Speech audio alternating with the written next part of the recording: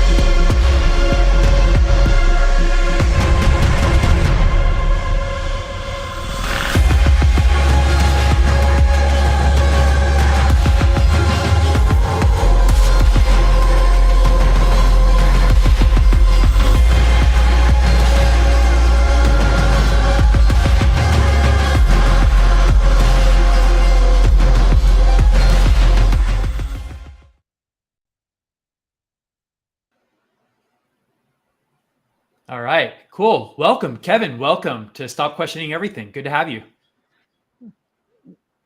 It's good to talk to you, man. Crazy introduction there. I don't think I've ever been introduced like that to anything. Oh, really? Well, welcome. We try to bump up the production value here. We want all of our guests to feel like we've made it worth their while.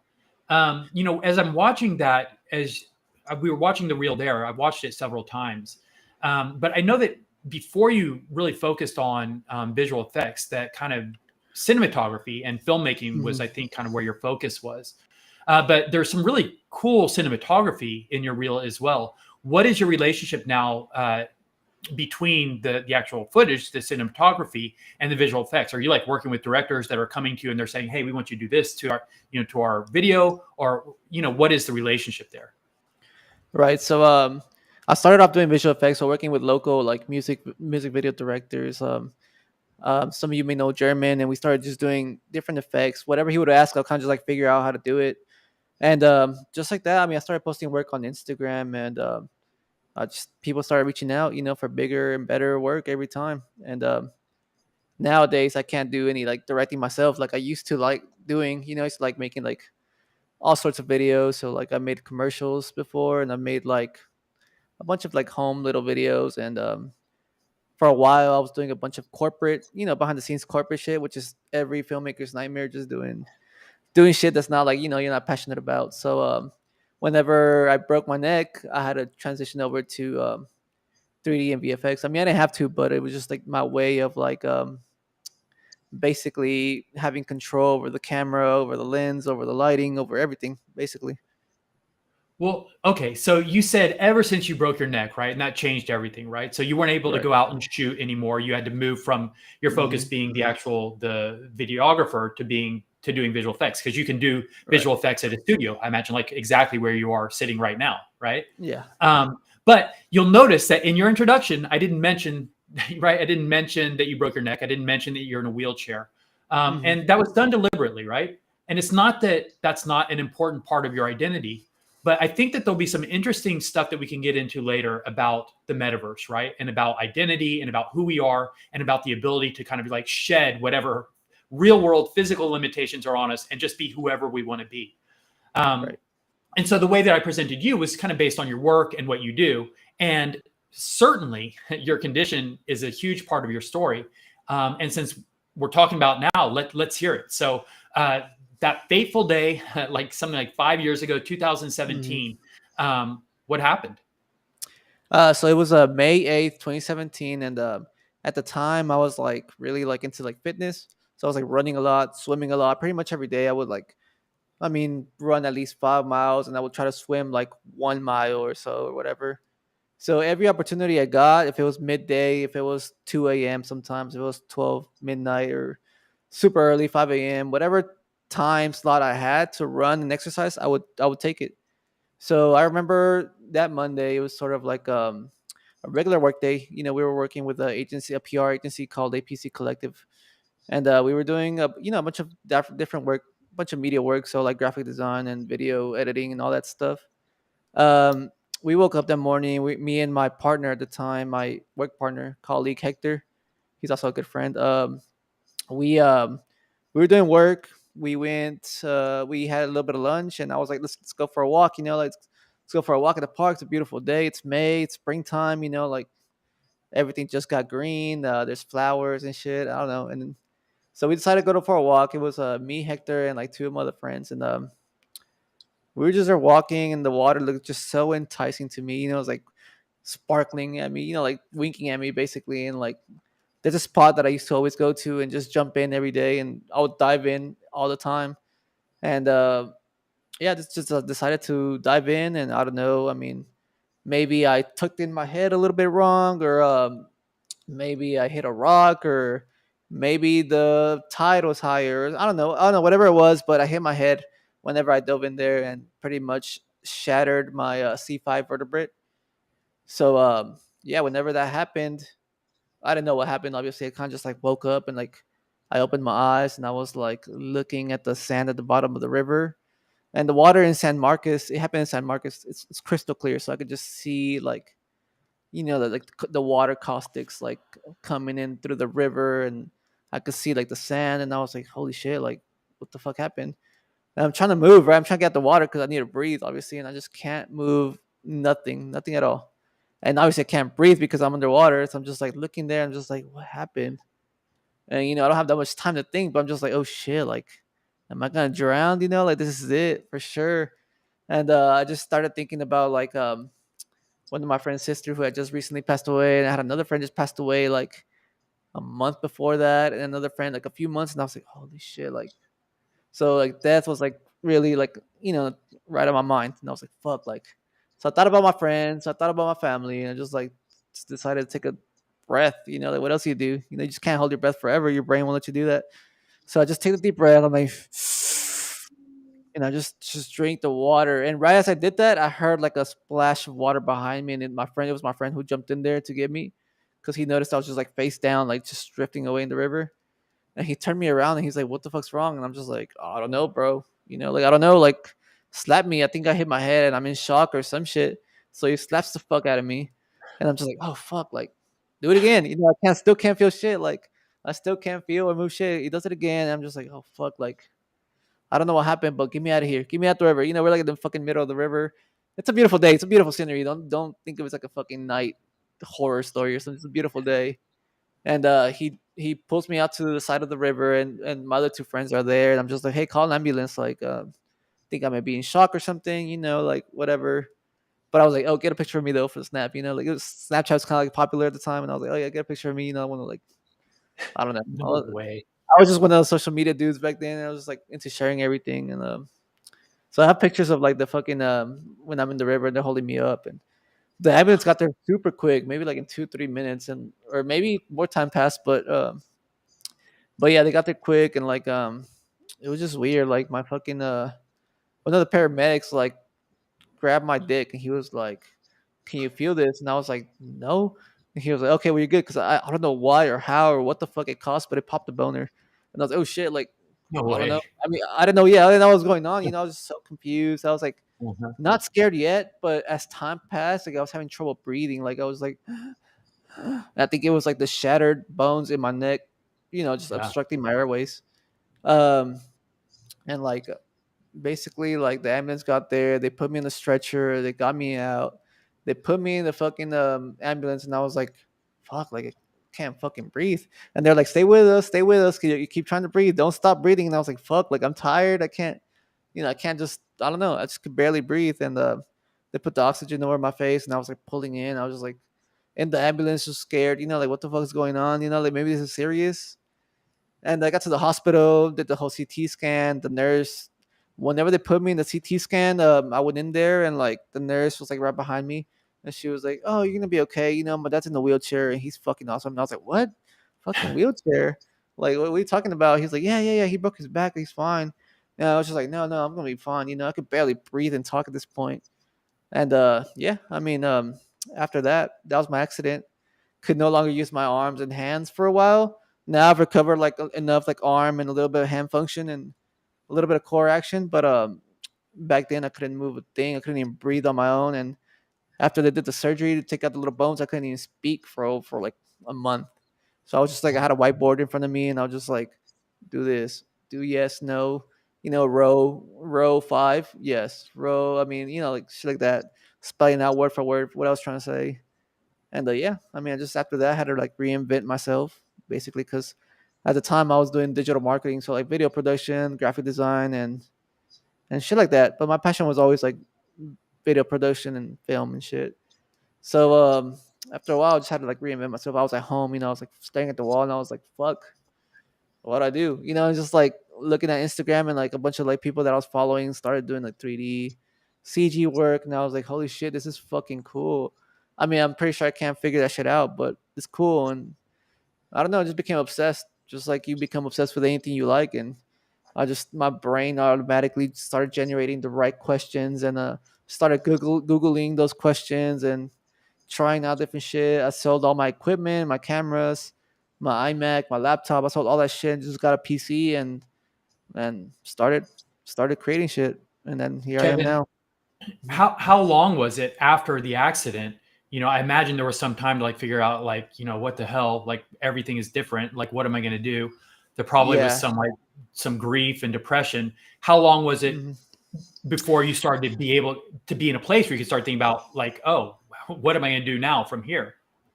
Yeah. Okay. So I mean, when it happened, obviously you don't know what the fuck. 'Cause your whole life is just turned upside down. You don't know what the fuck. You don't know if you're gonna get better because people often just end up walking after a day or two or a week or two or a month. So I was just like, oh shit, yeah, like me, like I was a fucking runner, I was a swimmer, I was like fucking training for an Ironman triathlon. Like, oh, this ain't shit. Like, I'll get back up. I just need some fucking sunlight. So I'll tell the nurses to take me outside every day, and I mean, the sun didn't fucking work. I thought nature could just heal you. I was on my little fucking psychedelic phase or some shit. I don't know, but yeah, so like I got home. I was in the hospital for like 2 3 months. I can't remember. Did a little bit of therapy, and yeah, I was just at home in the fucking electric wheelchair, and I was like, damn, like this fucking sucks. Like, what do I do? Should I try to like use my fucking brain and study medicine to fucking figure this shit out, or like what do I do? But I don't know, just like on social media, like I just fell in love with 3D, and I just kind of like no, I can no longer take photographs or like video of people and shit that I enjoy doing. So I was like, damn, like let me fucking set this camera up, set a statue up in 3D, in software, light it up, and I just did a one render, and I was like, holy shit, that was cool. And the following day, I was just like, oh, let me animate it a little bit, like let me set a keyframe here and like set a keyframe over here, and move the camera from X to Z, X to Y, whatever, in X amount of time, and the rest is history. Like started sharing my work, started getting clients, and now it's just like a full time thing, which full time's like an understatement because I'm always fucking doing this shit. That's cool. So Yeah. we had a production meeting right before we came on, where we meet Hmm. with the producers and the whole team's there, and we sort of go over the run of the show. And Kevin, you actually said, "Is it okay if I cuss?" And I everyone's don't like, know why I "Yeah, of asked course, that, man. whatever. It's like an adult show, no big deal." But now I know why Yeah. you were asking. I mean, that is like a central feature of your communication style. So Yeah, I just feel go like if with I it. don't use those words or whatever, I feel like I'm not expressing myself all the way. Like Hey, how am I gonna yeah, do you substitute like express yourself? yeah, yeah, just fucking I feel a lot inside, so I gotta express it one way or another. Yeah, no worries. Hey, but so physical fitness was like such a big part of your life, right? I mean, like you said, you were Hmm. running. Somehow you said you were swimming a mile a day. That to me sounds insane. Swimming is hard. Yeah. Oh yeah. um, but so I saw in one of your videos, right, that you talked about you've got a stand up desk and you like try to stand for like a couple of hours a Oh day. yeah. Yeah, What yeah, and I what does do. physical fitness look like to you now? It sounds like it's still something that's important to you. Oh yeah, yeah. So obviously, I mean, I work on average maybe like 10 a.m. to like 10 p.m. And there's Wow. like, I mean, there's breaks in between. Obviously, like I'm not just at my fucking desk. Like I'll go outside for like 5 minutes, 5 minutes, or like I'll go eat and come back. But I'm always like, I wake up and like fucking computers right there. I gotta think about work. I don't know why I'm just obsessed right now with like, I don't know, just making it somehow or one way or another. But yeah, I still do a lot of fitness. I work out pretty much every 5 days a week. I have it's called a ski erg, and they have it at pretty much every gym. And it's kind Mhm. of like it simulates like you're skiing. Like you grab on these two things and pull the cords down. So it's like my form of cardio, and I just do 2 miles every day of that. And then I have this little assisted device. It helps me stand up, and I stand up for about 2 hours, and sit down, stand up, sit down, stand up. Just because standing in one spot is just like torture. So I still try to stay active. Like luckily at this point in my recovery, I've been able to recover sensation all over my body. I Hmm. have some feet function, some leg function. Nothing crazy. I can't take a step. Like recently, I was able to stand in parallel bars, pretty much unassisted by myself. So still scary. Like my legs could just give out at any moment because I can't really fully control them. But it's been a long time coming, and recovery is not promised. But I'll die trying before I give up. That's interesting. That's So you say that you're still regaining sensation all over your body just Yeah, as yeah. time goes So on? I can feel Huh. it in my entire body. Like some parts, like my hands feel numb. Like they feel like if I put sort of like whenever you're at a party and like someone's like, give me a beer, you put your hand in the cooler because the beer's on the bottom or whatever. That's what Mhm. my hands feel like 24/7. And my legs and feet, I could feel them like 98%. And like my stomach, oddly enough, I could feel maybe like a 65%. It's kind of just like numb. It's like kind of like spotty all over my body. So the way this injury is, it's like I broke my neck, so everything below my level of injury is completely compromised. Meaning Hmm. everywhere from here, maybe you can see this car right here a little bit. Everywhere below that, it's completely compromised. So some people break their back in a car accident, and below that, it's like, oh shit, I'm paralyzed from the waist down. Yeah, because you broke your, around that level of your back. But it's me, I broke my neck, so it's like everything from here all the way down is completely like compromised, not the same Do as it was do before. ambulance drivers still like grab your junk and give you boners and stuff? No, no, bro. That was like a quick second. I was like, "What the fuck?" We were all confused. We were just like, "What the fuck?" Like, like three of my friends were like, "What the fuck?" Like, Hey, And ambulance drivers got to have fun too, man. Right? yeah, and you know what, bro? Like I have never talked about that to anybody. Like I don't even know if it actually happened. Maybe I was just fucking hallucinating or like freaking out or like I don't know, having some sort of like fever dream or some nightmare. Not a dream, bro. Fucking nightmare. Well, you might want to stick around later in this episode because we definitely have some art that we're going to be sharing that's kind of right up that alley.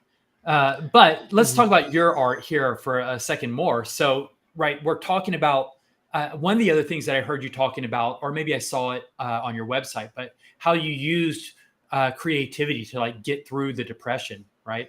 Yeah. And I know in particular, right, that you have turned this into kind of a project. I mentioned your NFT collection, which I believe is 3,333, right, is what the Yeah. collection is. Right. But it's called Neural Heist. Tell me a little bit about it. Yeah. So last year, 2021, you would hear all about these projects coming out, and I was just like, wait a minute, I have every fucking.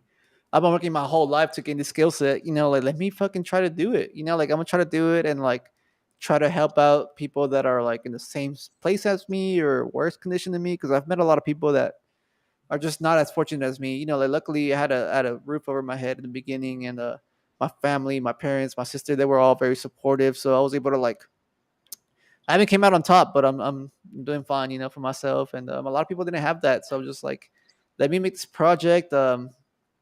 Try to raise some money, like try to give back to the holders, and also give back to people in my situation. Like if they need a new wheelchair, they need a new car modifications. Just because whenever you have this injury, everything's way more expensive. Like accommodations are not cheap. Like the world wasn't designed for like somebody that's in a wheelchair, which is fine. Like we're not born in wheelchairs, or most of us are not.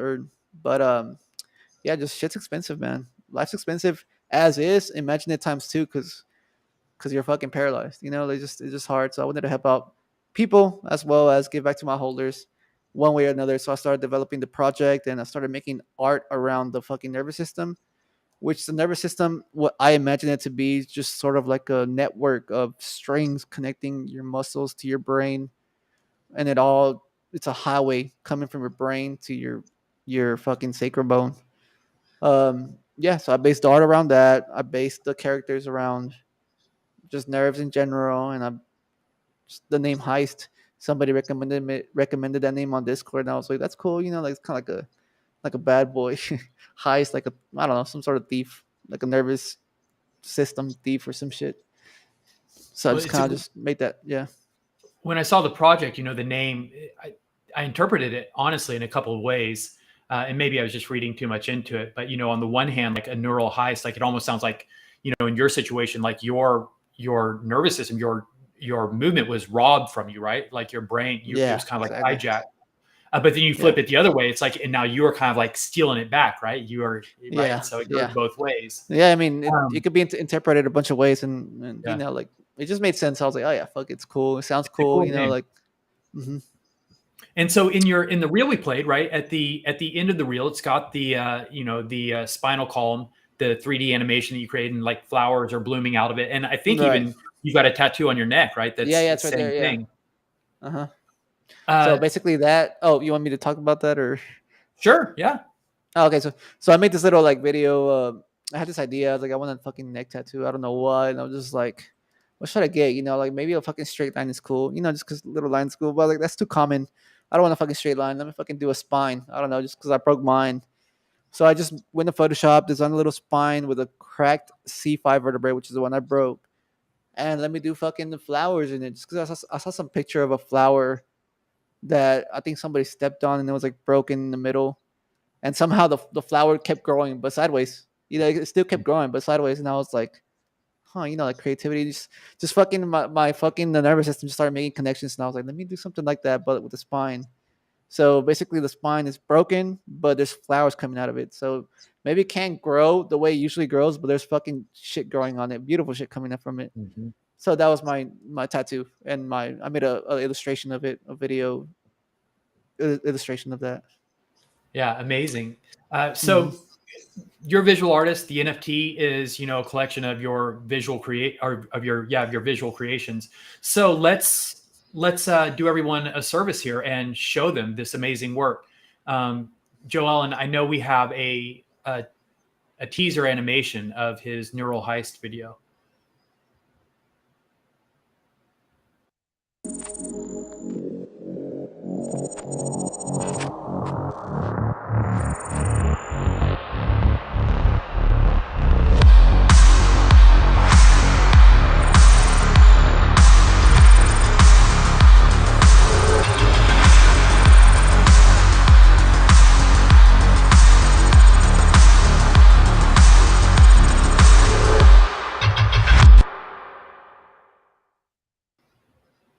Neural heist, super sick. Yeah. So that's cool. Like it's, it's one thing to talk about it, but when you see it, right, then that's when you start to really get it and understand it. So that's awesome. And my understanding is that you are a portion of the proceeds going to the Ed Strong Foundation, or what's the relationship there? Yeah, so I met a friend through therapy. He started his own foundation, and he's actually the guy that his foundation paid for my exercise machine. It's called Skier, and that is the one I use every day. And like, he's always giving back to people. He'll have small events and he'll raise like about, I think, like $10,000 on average, which pretty much flies by whenever you're running an organization. But I just wanted to like raise that money or sell the project out and kind of like help that organization out, because the same way it helped me out. And he has a bigger like network of people that are in this situation, and just wanted to help him out the same way he helped me out. That is, I should say, that's the Ed Strong Foundation. It's a nonprofit. We'll provide links to it, maybe in our Discord. But for anyone that wants to look it up, Kevin, as you said, right, one of the things that people probably don't appreciate when, talking about anyone that's confronted with this kind of a challenge or life-changing circumstance is how much more expensive everything becomes, because you have to retrofit everything, right, to accommodate your new condition. So yeah, this is a nice cause that you've teamed up with your NFT project. Yeah. So just a quick note, I had to put the project on hold just because the market conditions, and I was dedicating all of my time towards that. So I was creating all this art nonstop, teaser videos, I was tweeting, I was on Discord. I mean, as you know, Arlo, it's a lot more work than what you think you're getting yourself into. Yeah, it's a grind. And I was willing 100% to do it, but I just had a bunch of expenses, and I was like, I got to get back to work. Like, people were calling me like, hey, can you do this, can you do that? And I was just like, no, I'm out for the month. I'm just working on this, grinding it out, trying to get it off the floor. And the market kept tanking, and just I needed money to live, obviously. And I just like, oh shit, like I don't want to go into my savings or pull out of like anything I've already invested into to keep going for now. So I'm just temporarily putting it on hold. Still alive and well, but it's just paused for now. Dude, I mean, there's probably some wisdom in that. We were right at the cusp. Like we had our date set. Everything was going. We were working toward our mint date, and then like right before we minted is when everything went to hell. It's like right when the war in Ukraine started. It's when the market started tanking, and a lot of people were telling us, they're like, guys, you should put it on hold. Now is not a good time to mint. And we had to seriously consider that, but we invested so much in that date, and like, we had South by Southwest. And so we stuck to it, and incredibly we minted out. So it kind of had a happy ending, but there's no question. These man, congratulations. You killed it. Yeah. Killed it. Cause it's no easy task, man. It's no easy task. No, it's a grind, just like you said. So dude, I want to talk about something else that I saw on your website, but you said that you had to reinvent yourself when you became paralyzed in 2017 and could no longer hold a camera. But the 3D gave me full control of cameras, lighting, motion, textures, and the ability to freely express myself. Now I make crazy ideas and worlds come to life for a living. So we're talking about NFTs, and right, the big thing that's looming on the horizon is the metaverse, right? Which is the realization of these crazy worlds and ideas kind of that you're talking about. It's where we'll all be able to kind of like exist in those spaces, or meet each other in those spaces. And I wonder, for someone like you now who has gone through such a dramatic life change in the physical world, when you talk about reinventing yourself, what does the prospect of something like the metaverse look like to you? A place where we can go in and just, be whoever we want to be, right? You more than anyone have been confronted with like how fragile life is and what real world physical limitations can look like. But the metaverse doesn't have to be any of that. Right. So I think it's just super exciting, like what's happening right now. I was actually approached by a Web3 company. It's called Lockerverse. They're on the Disney Accelerator, and now we're creating all these like Web3 slash. It's joining basically Web2 with Web3. So we're creating like web experiences that you interact with. So like you move your mouse cursor and you're interacting with the website. You're not just reading and scrolling. You're just kind of just like moving around, like your cursor's moving around. You're looking around the room, and it's kind of like it's a Web3 company that's going to be selling NFTs for star athletes, I believe. I'm not sure what the thing is, but I'm just helping them visualize, create metaverse experience, which is fucking exciting. And as far as my opinion for the metaverse, I mean, it's fucking cool. I can't wait till it's not premature yet, because obviously, you look at VR chat and shit, it's still kind of like, okay, like this has been around with Xbox for fucking 10 years. Like, whenever it reaches next level, whenever like whenever you hop in there and you could just it feels real, then I'll be super excited. But even now, where it's going, like it just feels like the beginning still, just super early. Yeah, that's really cool. Kevin, make sure that you get into our Discord after this and just keep popping in every once in a while to touch base with the community, because there's no question that people being exposed to you and the work that you're doing are really excited by it and are interested in it.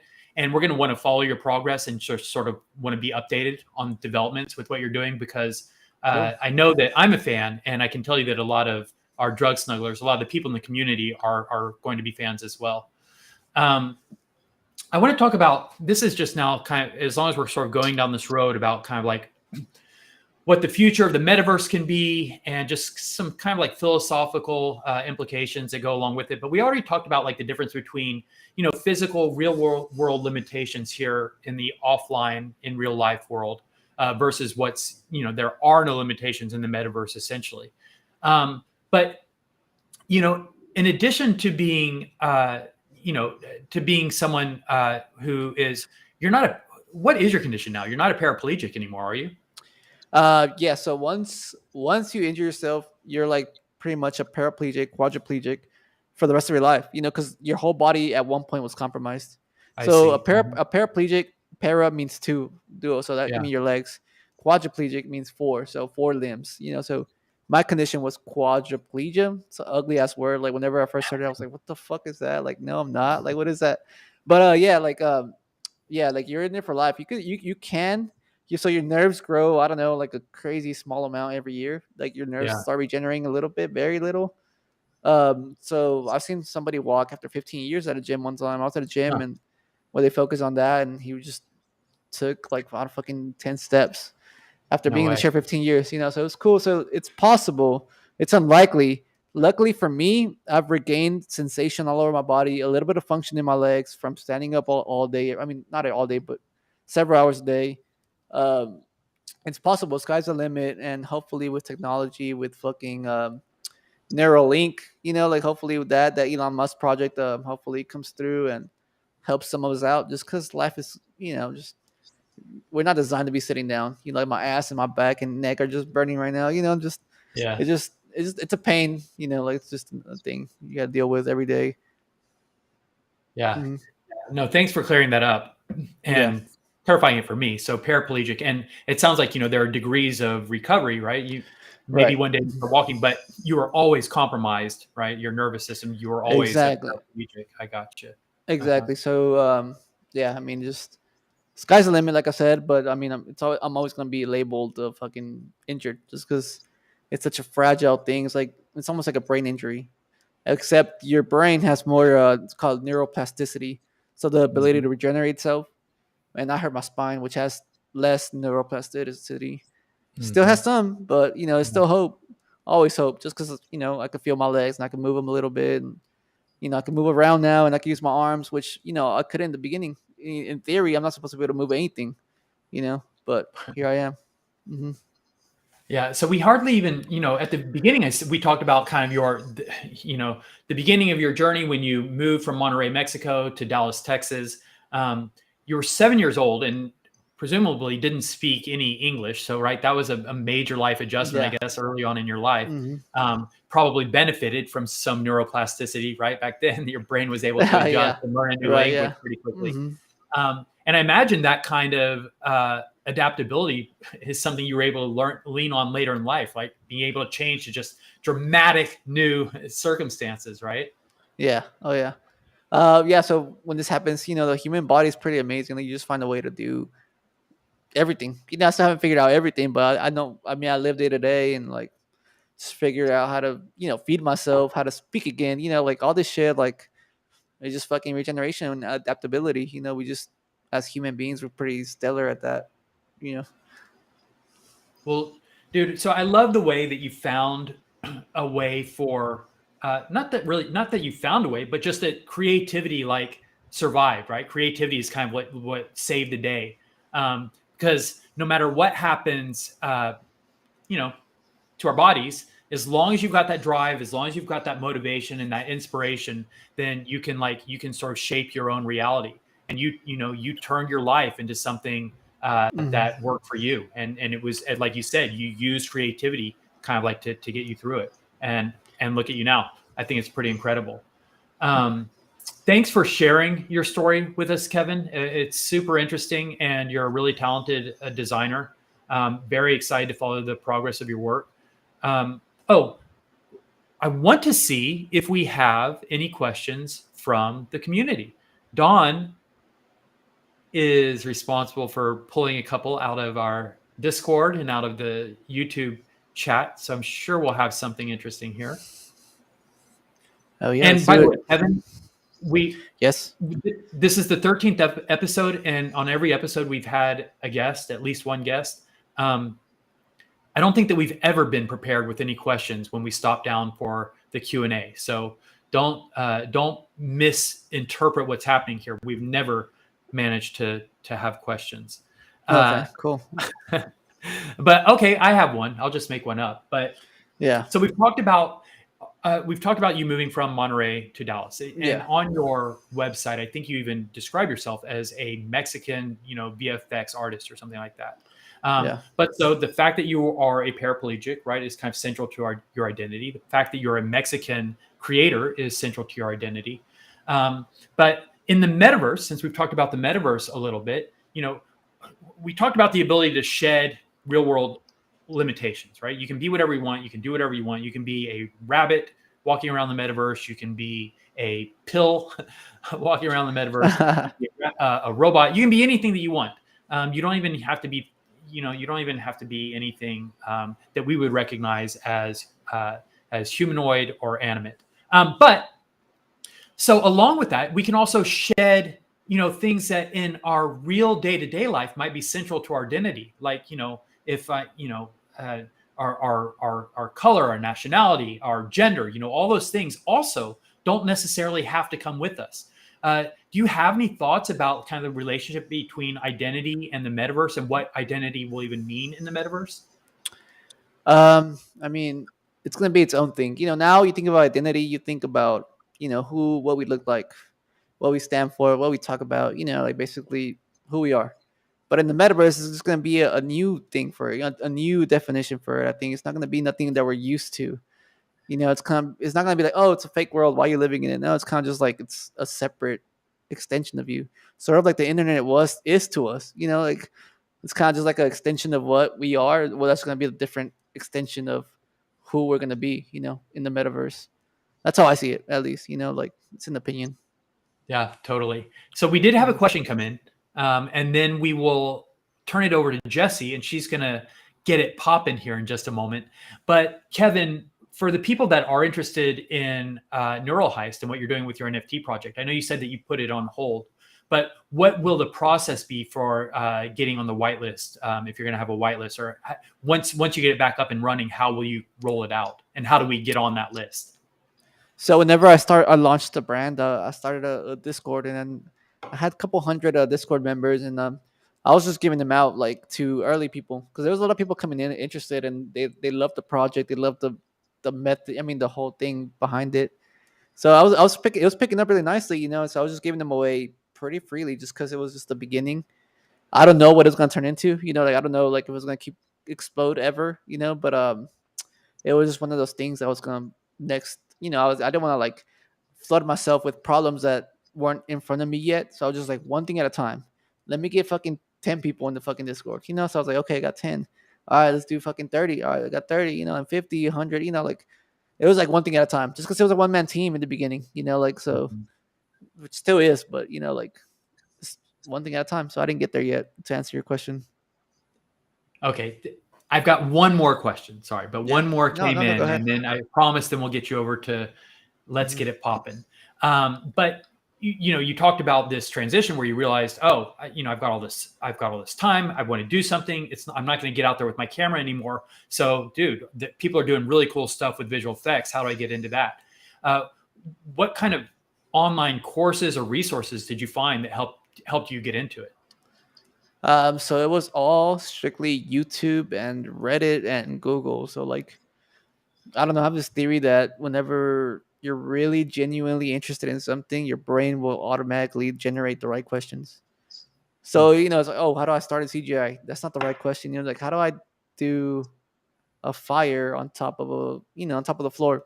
Video effects. You just start like figuring yourself out. Figuring out the right wording. The right questions. And you just start Googling, and you start finding the answers. And if you don't find the answer directly, you'll find it somewhere else. It's just research, really. So I didn't do any courses. I just learned by being interested and being obsessive. What I am. Cool. Well, whatever you're doing, it's working. Keep it up. Thank you, All man. right. Appreciate it. Appreciate you. So as promised, let's get Jessie in here, and then we'll tag team her in, and I will bow out, and we will get it popping. Cool. Come out, Jessie. That was an amazing What up? intro. What's up, dude? Thank How you, are Jesse. you? Thank you. Good to see you. Isn't this wild? I think the last time I saw you, we were at a party last year, and now we're on a podcast. I know, right? We were, Daniel's party. We were there. Yeah, it's fucking fun. Good times. It was a really good time. It's funny because like I don't feel like a lot of people back home really understand what we're doing because we're like building it. They just know that we play on the computer all day. Right? Like, so I'm here at home and like I work all day every day. My parents have no idea what the fuck I do. A concept of a metaverse, like try to explain that shit to a boomer. Like, there's no way. Like a digital wallet, with imaginary coins that are backed by pretty much nothing but scarcity. So it's crazy. It just but it's cool. It's wild. Super cool. Yeah, it's wild. It's like I don't know. It's really fun. I think being at the forefront of something that's literally going to be life changing, an extension of the internet.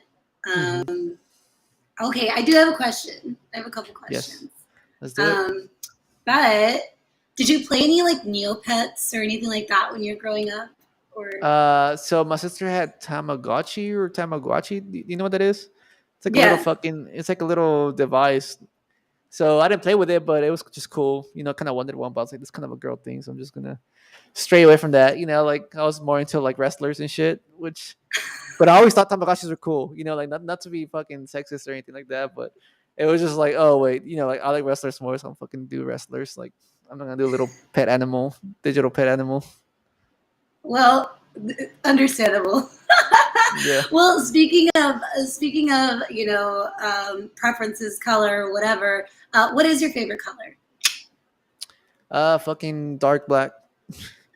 Okay, Don, can we check the wallets and see if we have something in there? Something in there for Kevin. Real quick, look, with the metaverse coming, all these coins, this, that, and the other. Whose metaverse BBL would you be willing to pay for? Like who am I willing to get one from, or who am I willing to pay one to see, or what's the question? Both. Shit, I don't know, man. I don't know. That's a funny question, but dude, I have this dream, right? I want to create, and nobody steal this. Nobody steal this. I want to create the metaverse's first BBL Dr. Miami office. Okay, you take that shit. You can do it. Let me help you out. Dude, let me know. enhance your NFT with the fucking BBL, and then just I don't know, you fucking layer it over fucking blockchain. There's always a fucking blockchain built on top of blockchain. Just call it BBL. I don't know, blockchain Perfect. butt lift or whatever. I think we might have. Okay, guys, mark it. If anyone takes this idea, you heard it here first. Perfect. You know what's funny? I actually have some people in the Discord that are asking who your favorite wrestler is.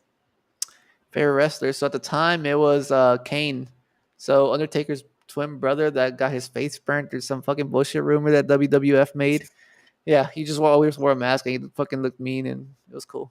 I liked him. Wait, yeah. Why do you like him so much? Was it the menacing look, the backstory? You said, why do I like him so much? Well, I don't really like him that much. I just liked him then. I thought it was cool. Like I thought he was cool, like mysterious, like fucking cool. It wasn't like The Rock or fucking Chris Jericho or these other fucking popular dudes. I don't know. I like The Rock. That sucks. Nah, I mean he's fucking awesome, but he was not my favorite. Oh, someone said the Big Red Machine. Good choice. Yeah. Oh yeah. That's it. Yeah. Cool. Well, another question, unrelated, but what's the best song on the Bad Bunny album? Andrea. I like Andrea. The beat just fucking majestic. Andrea. Yeah. Perf. Do you like? Yeah. Okay, I've been noticing. I don't know if it's just me, but I feel like lately things have been moving in like more like a housey direction. You know what I'm saying? Like, Yeah. I fuck with it. I've always liked house music. Like, I'm not a big like fucking house music guy, but I like it. I think it's just a fucking change of pace from like fucking spitting rhymes and rapping regular shit. Like I've always been sort of a beat guy. Like so, like fucking beats good. I fucking love the song. I don't care what it says. I don't memorize words. Are you one of those people that just kind of like listens to a song and you can fucking after 2 listens you know all the words? Because there's people like that. That's a good question. There's like a division of people. Like some people are fucking word people that just memorize the words right away, and there's people like me that fucking they'll never learn the words. So I could fucking fucking recite them over and over again. I'll never know the words to any song. Like I think it's a linguistic thing because I've noticed like with my friends that learn languages or have trouble writing, they're beat people. But my friends that are more like writing oriented, they're like lyric people. So it's interesting. Yeah, I never looked at it like that, but yeah, I mean, probably. Shit. Well, I mean, Kevin, we kind of got it popping a little bit. I do have one last question for this segment, but a little bit kind of going back to a couple things that happened. But someone said that they'd like to know more about your process. Obviously, you have use of your arms. Does he use a keyboard and mouse like most 3D artists, or do you use a special tech for creating your work? Yeah, so I use a pretty regular setup. My mouse is a little bit different from your regular mouses. It's sort of like a trackball. It's called a trackball, and it's a basically people use that in the recording studio. I don't know why it's so popular. It's kind of ugly, but it's kind of just like a device with the ball on top of it, and you just move the ball around in one place and just kind of scrolls everywhere. So same, I mean, regular shit. I struggle to type a little bit. I type slow. So whenever I have to write a long email to a client or whatever, I'll type it with my phone, like because it's just easier to type on my phone than it is on the keyboard, on a regular keyboard. So I'll just send it from my phone and I'll design and make 3D shit on the computer, Nice. with the fucking stylus pen and the keyboard. Yeah. Nice. Okay. Nothing cool. crazy. Yeah. Oh, okay. Well, then you know what? I have one more question, and then we'll bring her up. Yeah, but like, what was the most surprising thing you had to get used to whenever you had to like change how you operate due to the whole like pooping and peeing process. Like so basically, luckily I could feel like everything in my body. So whenever I got to take a shit, I'll go to the toilet and transfer into a toilet and take a shit. But it's kind of like to avoid shitting yourself in public, you gotta shit in the morning every fucking day. So in the morning, first thing in the morning, I'll eat a banana, coffee, and a fucking green juice and just go poop because that's the fucking recipe that I use, to get my stomach going. It's fucking nasty. I'm sorry, but that's what came to mind. this is perfect. Yeah. Look, I'm not gonna lie to you. Like that's oddly enough, I feel like I've been curious. Maybe a couple others are curious. Yeah. as to Yeah. how someone operates that bodily function. Yeah. So I mean, I So- poop in the morning and I pee into a little straw, so I'll avoid spilling anything, and I don't have to get out of my wheelchair every fucking time I gotta go pee when I drink. So I just kind of like pee into a little bag, basically. Yeah, It's amazing. it's a That's process, but I mean, you figure it out, you adapt, just like we were talking about earlier. You just kind of figure it out one day at a time, I guess. As corny as it is. No, I mean it's true. Mhm. It's corny, but it's true for a reason. Damn, wow, that was a lot to unpack in that segment. We got Yeah. your work process, your poop process, your morning Mhm. routine. Yeah. I don't know. I guess maybe Arlo. I think that's your cue. Get back on here. Hell yeah. Right. Dude, I think that I feel like that this is an underserved market, and I feel like there's like much bigger opportunity for a device where you could pee into a bag. I know that every guy has had an occasion, like you're on a road trip or you're working or just whatever. It's like if there was just some way that we could just pee in a bag like all the time. Oh yeah. Whenever I know got in we're the all- car with anybody and they're like, "Oh, shit, I gotta go pee," and I was like, "You want the fucking bag?" Like, Exactly. this one right here. We Yeah. all want I that. always offer. Yeah. I mean, All no one right, ever cool. I picks it always up. offer my pee bags. Yeah. Yeah. I mean, they're right here. I carry a little backpack everywhere I go, and it's like little tubes. It's like little tubes that you unwrap, and it's like a little bag inside, and yeah, it's kind of Amazing. It's Well, hard Kevin, to set dude, up sometimes. it's been super awesome having you on here. I mean, really cool. Love your insights. Love your how open and candid you are about everything, about your process, about your creativity, about your just the amazing story of your life. So thank you for coming on and sharing it with us, sharing it with our entire Drug Receipts community. And make sure that you keep in touch with us. Visit our Discord. Give us updates. In the Discord, I have posted a link to Kevin's website, kevinquintero.com. Also have posted a link to neuralheist.com so you can get info about the NFT project. So you are on our radar.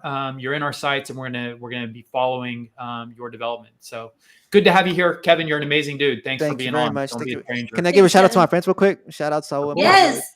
They're texting me right now. They're like, "Hey, can you give me a shout out?" To hell yeah, bro. I'll give you all a shout out. So shout out to them. That's it. That's Shout it. out to them. You don't Yeah, okay, well, shit, you like- don't even get the name called like- out. Like That's the worst shout y'all out ever. disappeared. Shout out Y'all to them. disappeared, and I Huh? was like, "What the fuck? Like, where'd they go?" I could have done you know? that. No. Okay, Can we full screen Kevin and do the shout outs? All Yeah, right, give cool. a real shout out here, Kevin. Come on, My dude. bad, bro. I don't know if I never gave a shout out in my life. Like, what the fuck? Let's All do right, it. shout out Saul. Shout out Pablo. Shout out fucking Jesse. Shout out Hans Taplin, who I've been working with. Shout out fucking Chris Munoz, Julio Munoz's bitch ass, and shout out Hector Stevens, cybersecurity bitch ass motherfucker. And yeah, that's it. There you go. That was a proper Kevin Quintero shout out. Mhm. Much better. Well done. Hell And I yeah. hope you didn't Cool. forget anybody because you won't hear the end of it. I But probably good did, having but who gives a shit? Yeah. Kevin. Thank you. We'll see you in the future. See you in the metaverse. Cool. Thanks, Awesome. Kevin. So Jesse, that was great. Thanks for setting that up. We're going to Kevin's move awesome. into some news updates. We'll do our routine checkup. Oh, let me get my notes. Notes Yeah. ready. On the last podcast, we talked a lot about having some audio fanfare to go along with the titles. We're working on it, and I think by the next episode we'll have something happening there with those. So looking forward to that. Yeah, let's do it. Let's talk about news. What's going on? I don't know. What's going on? The DRX these guys still a thing? Yeah. So just a reminder, they are actually, I think probably Dawn could confirm this, but I'm guessing they would start shipping out like today, probably. I know that everything is at the fulfillment at our fulfillment partner in California. So my understanding is that they're, if not today, that they'll be going out tomorrow. So the DRX Travel Co hoodies are going out as we speak. If you have not claimed yours yet, you can find the claim forms at claim.drugreceipts.com. Make sure you get on there and claim your hoodie. And then maybe you'll get one of these showing up at your doorstep. Yeah. Look at that Super cool. packaging. Yeah, so See- cool. Can't wait.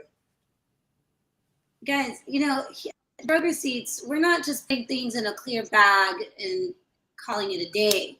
I mean, this is full on.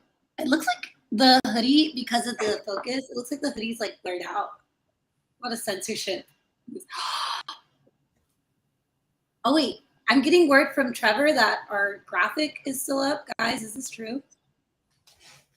What graphic is still up? Can you guys see us? Routine checkup. There it goes. What happened? Are we out of sync? Is that true? Are we in sync? From Oh my God. Yeah, from our vantage, we don't see routine checkup up on the viewfinder that we're watching. We're seeing our 2 up. Can we confirm if we're up yet? Are we still looking at routine checkup? We're back. Can anyone confirm? Okay, we're back up. Okay, cool. Okay, let's. That means they didn't see any of the hoodie. No, let's redo it. And I did that. I made such a big deal about the packaging. Now it's already unpackaged. So We'll I'll have repackage. I'll have to do through the magic of TV, make TV magic here. Look at that. Yeah, cool. Incredible. How dope is this? Yeah, as I was saying, guys, Arlo doesn't play around when it comes to packaging. If you're an OG and you remember, the days of the Senate, you know how sick that packaging was, and it's the same thing. You guys can. These are collectible items, so it's worth the wait. Does that mean you guys also didn't see the shirt that I'm wearing right now? No, You see show it? them. You know what that says? Rawls. You know what Rawls means? Permanent house guest. That's my house guest, Rawlinson. This is a t-shirt graphic or a graphic that I made for Rawlinson. Like, dude, what, 15 years ago, 20 years ago, when he was skating for Hyper. But I made this graphic for him. Nice. And, what's the inspiration? And he wants to get it. He wants to get it tattooed.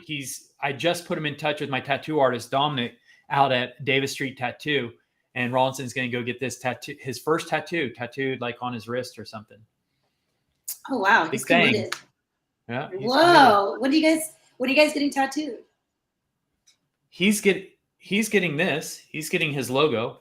I'm just accommodating. I'm not going to get the tattoo. Okay, so if you have not claimed your hoodies yet, do it. We are shipping those out.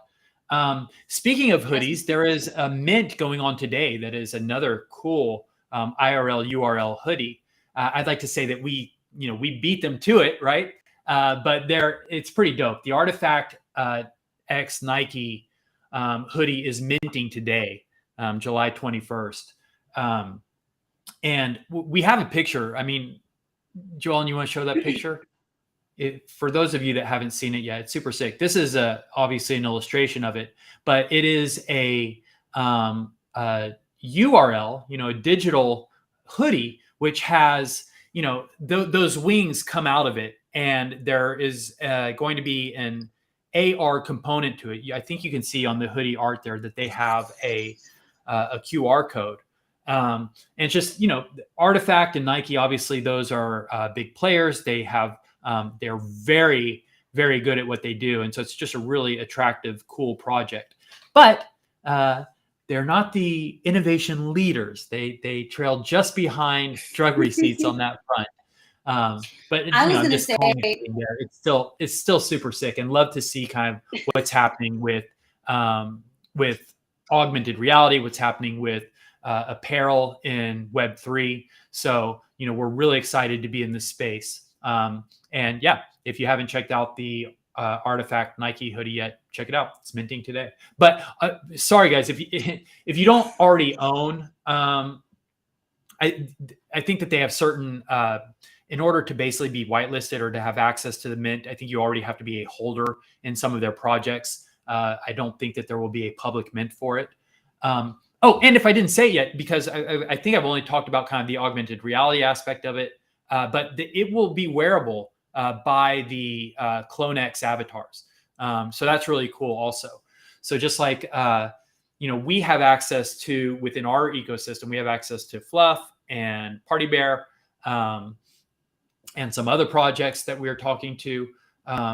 Artifact and Nike are related to CloneX. So very cool. Okay. Now speaking, let's move it back to drug receipts because we have some exciting news on that front. Dawn, are you here? Okay. So we've been talking about Drug Receipts website 2.0 that's going to be released in phases. First phase is Drug Inspector. Second phase will be Drug Wars, and we'll also get the drug store up and running. All these things are going to happen pretty quickly and consecutively. But the first one is Drug Inspector. Drug Inspector is where you're going to get access to your downloadable content. You'll be able to get access to portrait and landscape versions of your PFP. You can get transparent PNGs with and without a glow, so you can start putting them on t-shirts and on mugs and start creating your own art, make your own backgrounds. I mean, just the sky is the limit. This will unlock your creativity and give you everything you need to do to make your own derivative DRX content. But so that is the Drug Inspector.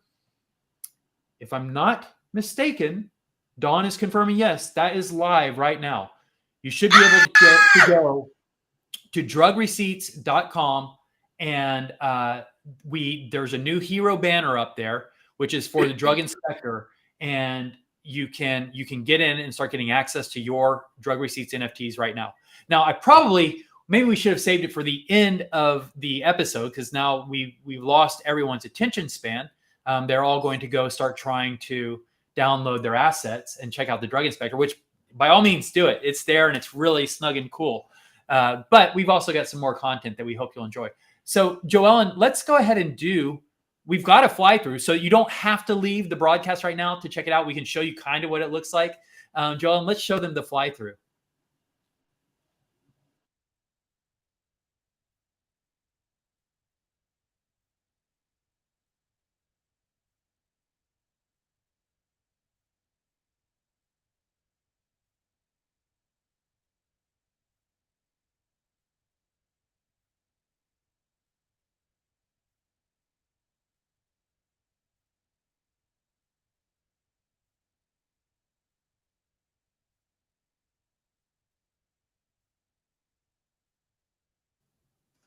Cool. Couldn't be easier. Yeah. So yeah, as you can see in the fly through, you're able to download, each one of the bits of content individually. In the demo there, we downloaded the PNG, which actually is a zip file that has two PNGs in it. One, they're both on transparent backgrounds, but one is just the character. The other is the character with our signature glow behind it. So you have some options. And also there's there's just one big button. You can download everything and just get one zip file that has all the assets that you could ever want in it. So check it out. Visit drugreceipts.com, visit the Drug Inspector. Oh, and also in the video, you notice that you have to connect your wallet to get access to it. So we are now introducing kind of the Web3 element of the Drug Receipts website. This is what's taking us to Drug Receipts 2.0. We've got some token gated content, connect your wallets, and you'll be able to get access to your drug inspector. Very cool. Yeah, super exciting. Acro, you are out of business now, making transparent PNGs for everybody. So it's super exciting. You guys are going to be able to access these assets in order to make whatever you want. You can make memes, you can make blankets, you can make prints, you can make posters, you can make stickers. I mean, the possibilities are truly endless. So yeah, we're really, really excited because I don't know, we've only been talking about this since the beginning. So it's super excited to keep, get us moving along and headed in directions that, Drug Receipts is going towards. So. Exactly. From the very beginning, we envisioned Drug Receipts as a project, right, that was empowering you with graphics. And they're graphics that are meant to be displayed and to be put on things. So we designed it from the outset so that we could get you could get the high-res backgrounds, you could get the assets and do whatever you want with them. You can take the art just as it is, take your PFP with the background, with the character, put it on a print, as many of you have already done. For the Samuel Lynn galleries, we got out some really high quality, beautiful prints. But you can also take them apart. You can use the background and the transparent PNG separately, reassemble them however you want. Lots of options. And I think we're already starting to see these transparent PNGs pop up in the Discord. So really cool that you guys are engaging with the drug inspector. And Jesse, I should mention, since you mentioned Acro now is freed up because he doesn't have to cut them out for everybody in the Discord. Acro did that amazing illustration that we presented for the drug inspector, the one that had Cap at the microscope, doing some deep inspection. But what a luxury it's been to have Acro on the team and able to output such awesome content like that. Yeah, definitely. And then, guys, we're gonna start seeing it in our socials too. Really excited to show you guys what we've been working on sort of behind the scenes, and it's been a joy going back and forth with Acro on just general creative brainstorming meetings. And yeah, we're big fans both in the Discord and behind the scenes. We are Acro fanboys. But I really should take this opportunity to address just how amazing our dev team has been. Don and Anon have been working on something really, really awesome. And the drug inspector, it just looks really, really cool. But keep in mind, guys, this just did go live. So if there are any bugs, there are any issues, please let us know, so that way we can fix them and get, version 2.0 out really, really soon. So it's exciting.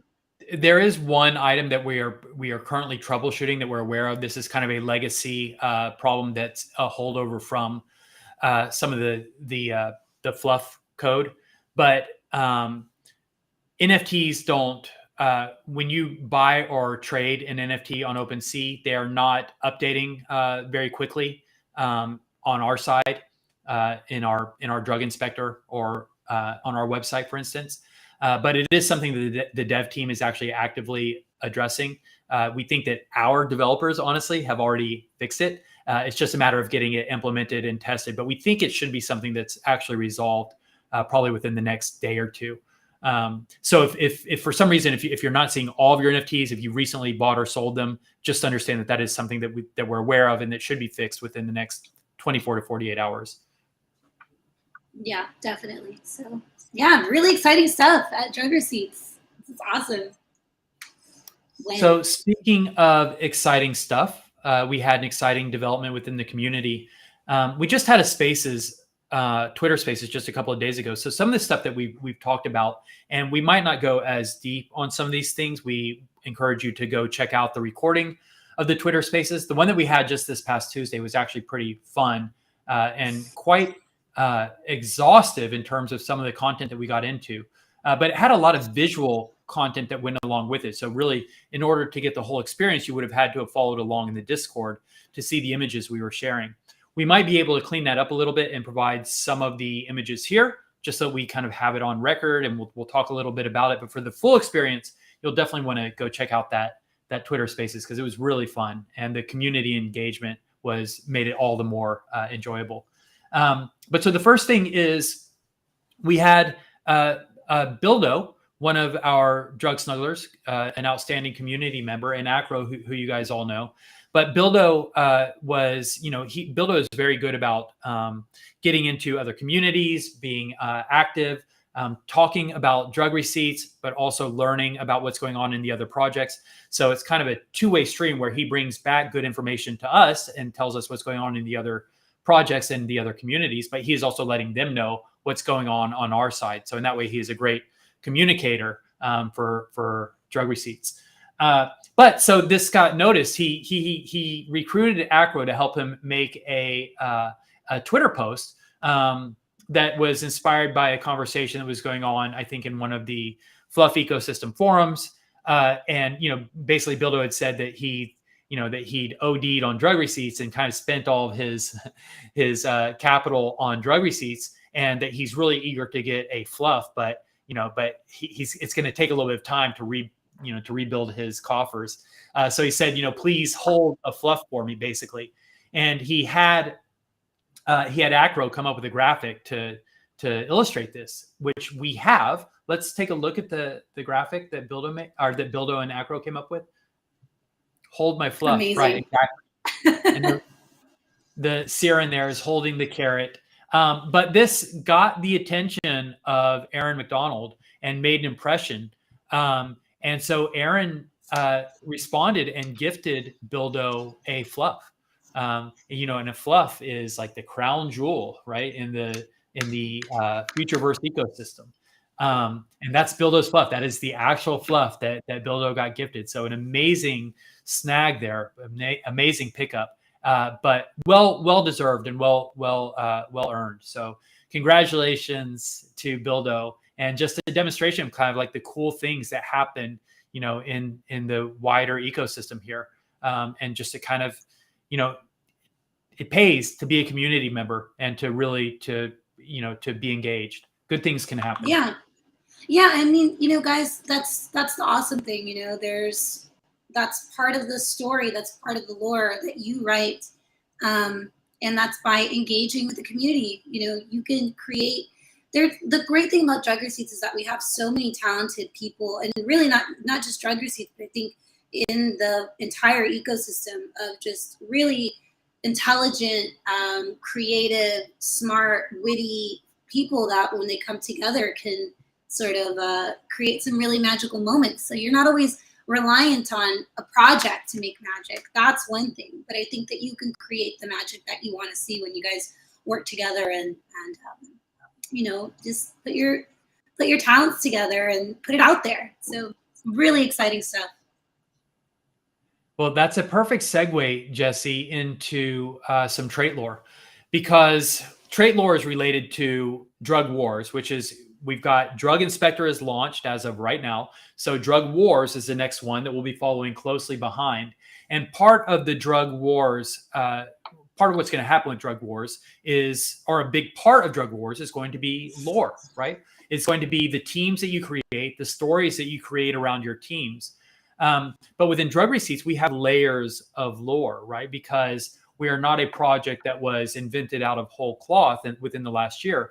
It's actually a project that has years, up to 10 to 20 years of history behind it. And so all of the traits, all of the expressions that you see in our collection are all things that have come from years of creative work that that I've done through Senate and Franco Shade and in personal projects.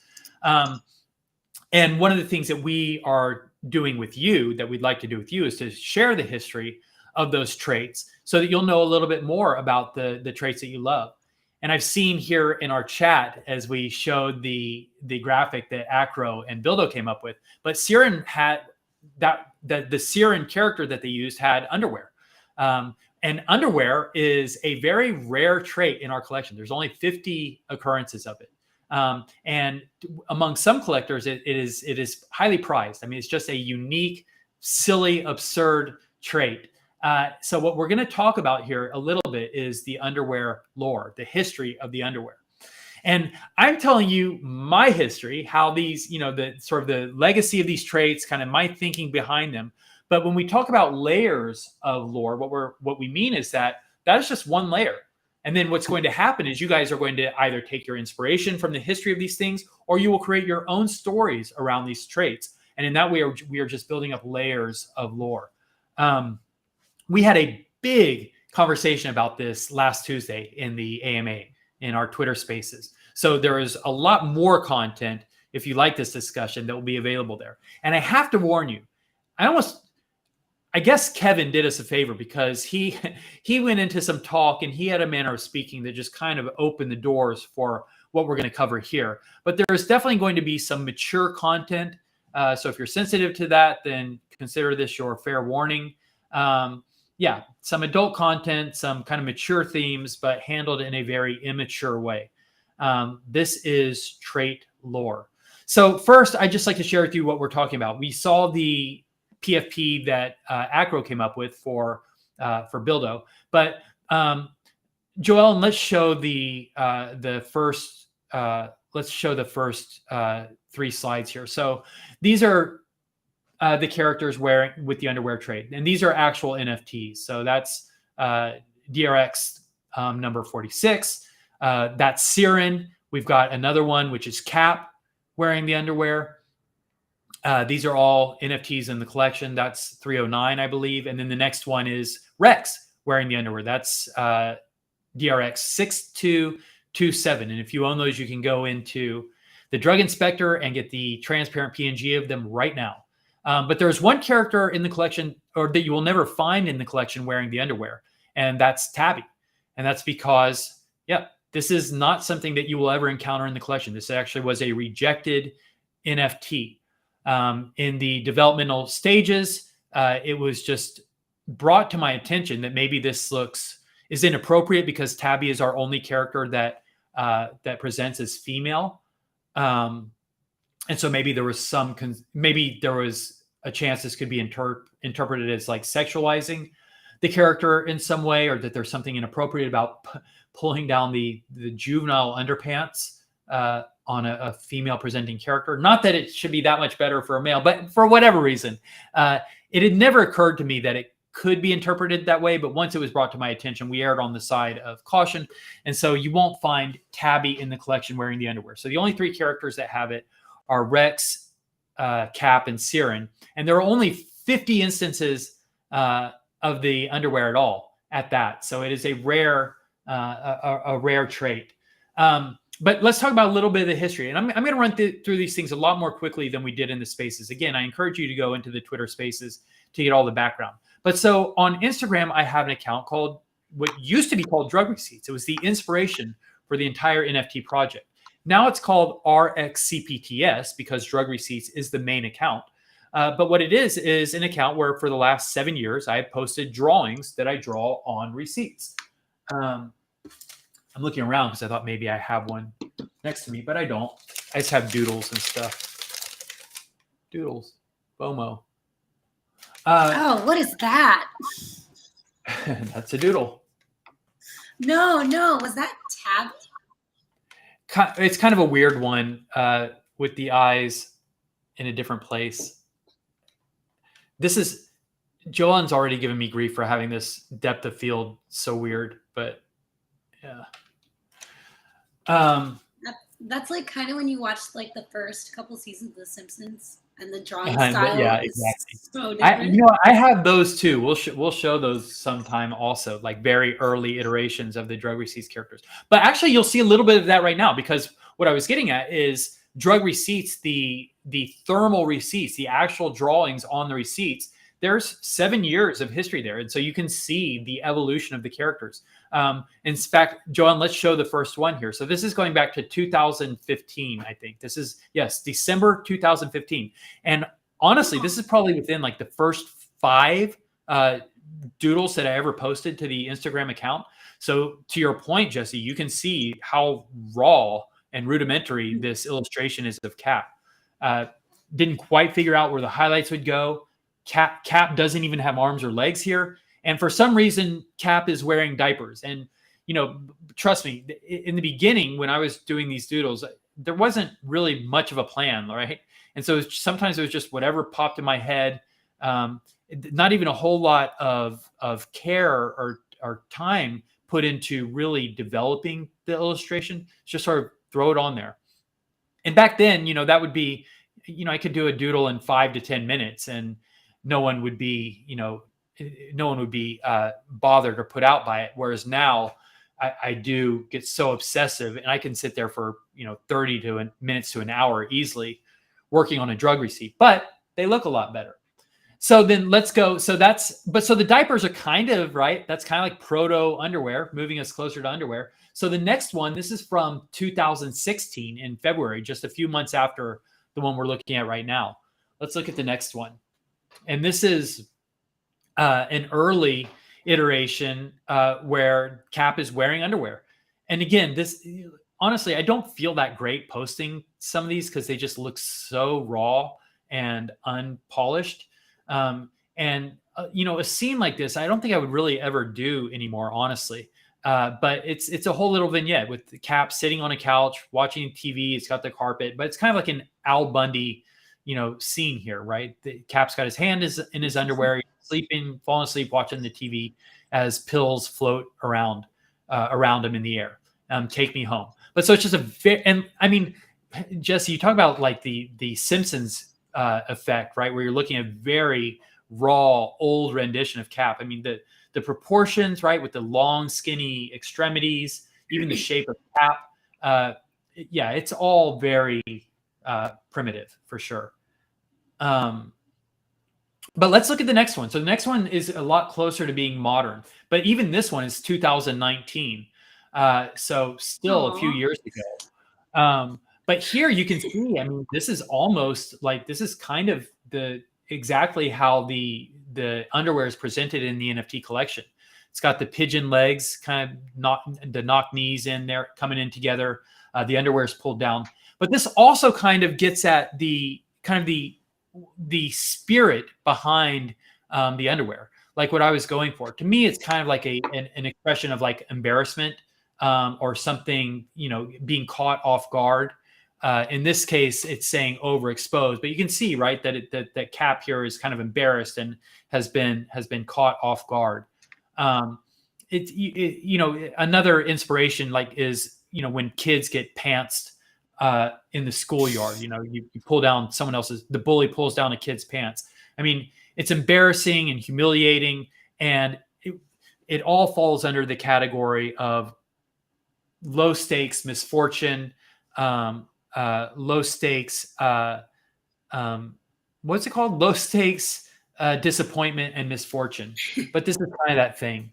And there's probably a bigger discussion about bullying. Yeah.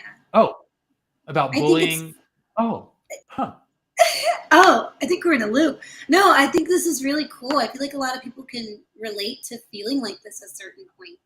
It's the juvenile kind of embarrassment, or kind of the this is a very humanizing trait when you think about it. As juvenile and like as goofy and fun as underwear chat is, I mean, it's definitely something deeper. Cool. Thank you. Yeah, thank you for saying that, because I always feel like in these hypersensitive times, like there's always an invitation to have a bigger conversation about like, oh, well, bullying and, being exposed and like underwear and all these things. But I think for right now, we'll just sort of go for the original inspiration, which was exactly what you were talking about, Jesse, right? This sort of universal expression of kind of like embarrassment or being humiliated, things like that. And that is kind of a recurring theme in the collection. Things like having your shoelaces tied together, stepping in gum, they're the Band-Aids and the bandages. They're just all expressions of kind of like this low grade, low stakes disappointment and misfortune.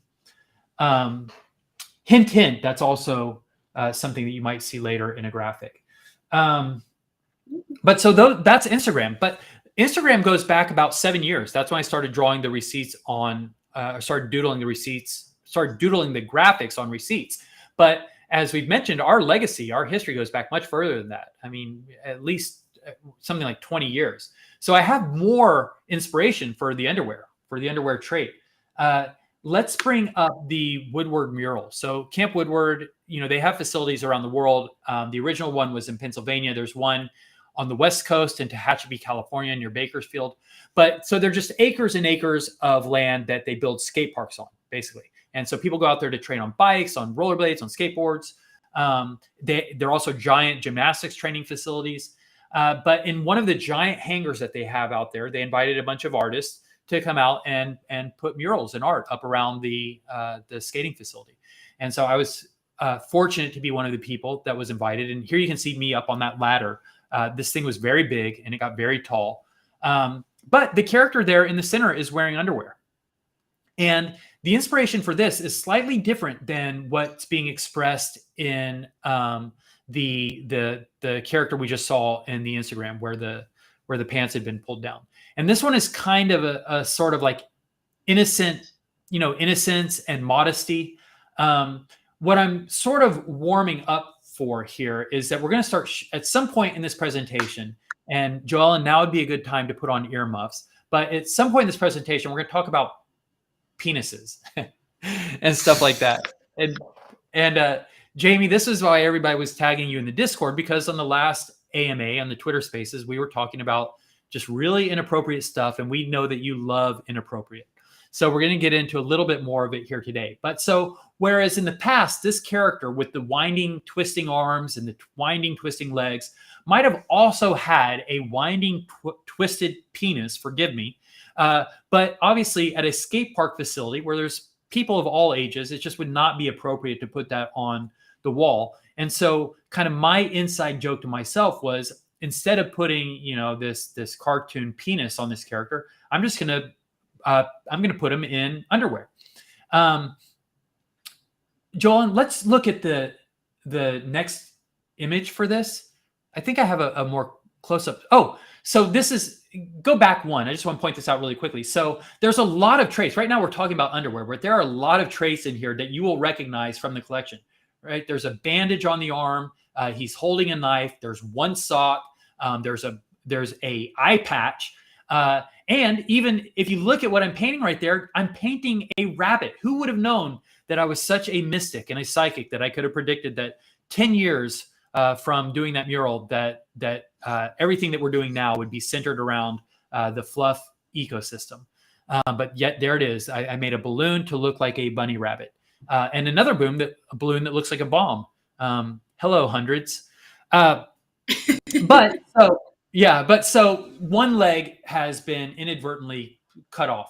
And so if you're wondering where the other leg is, now we can look at the next slide. It's gone to the other side of the door, and there is the dismembered leg which has lost its sock. So maybe that's the beginning of the lore for how we ended up with one sock, because there is the other missing sock. What's the next image here?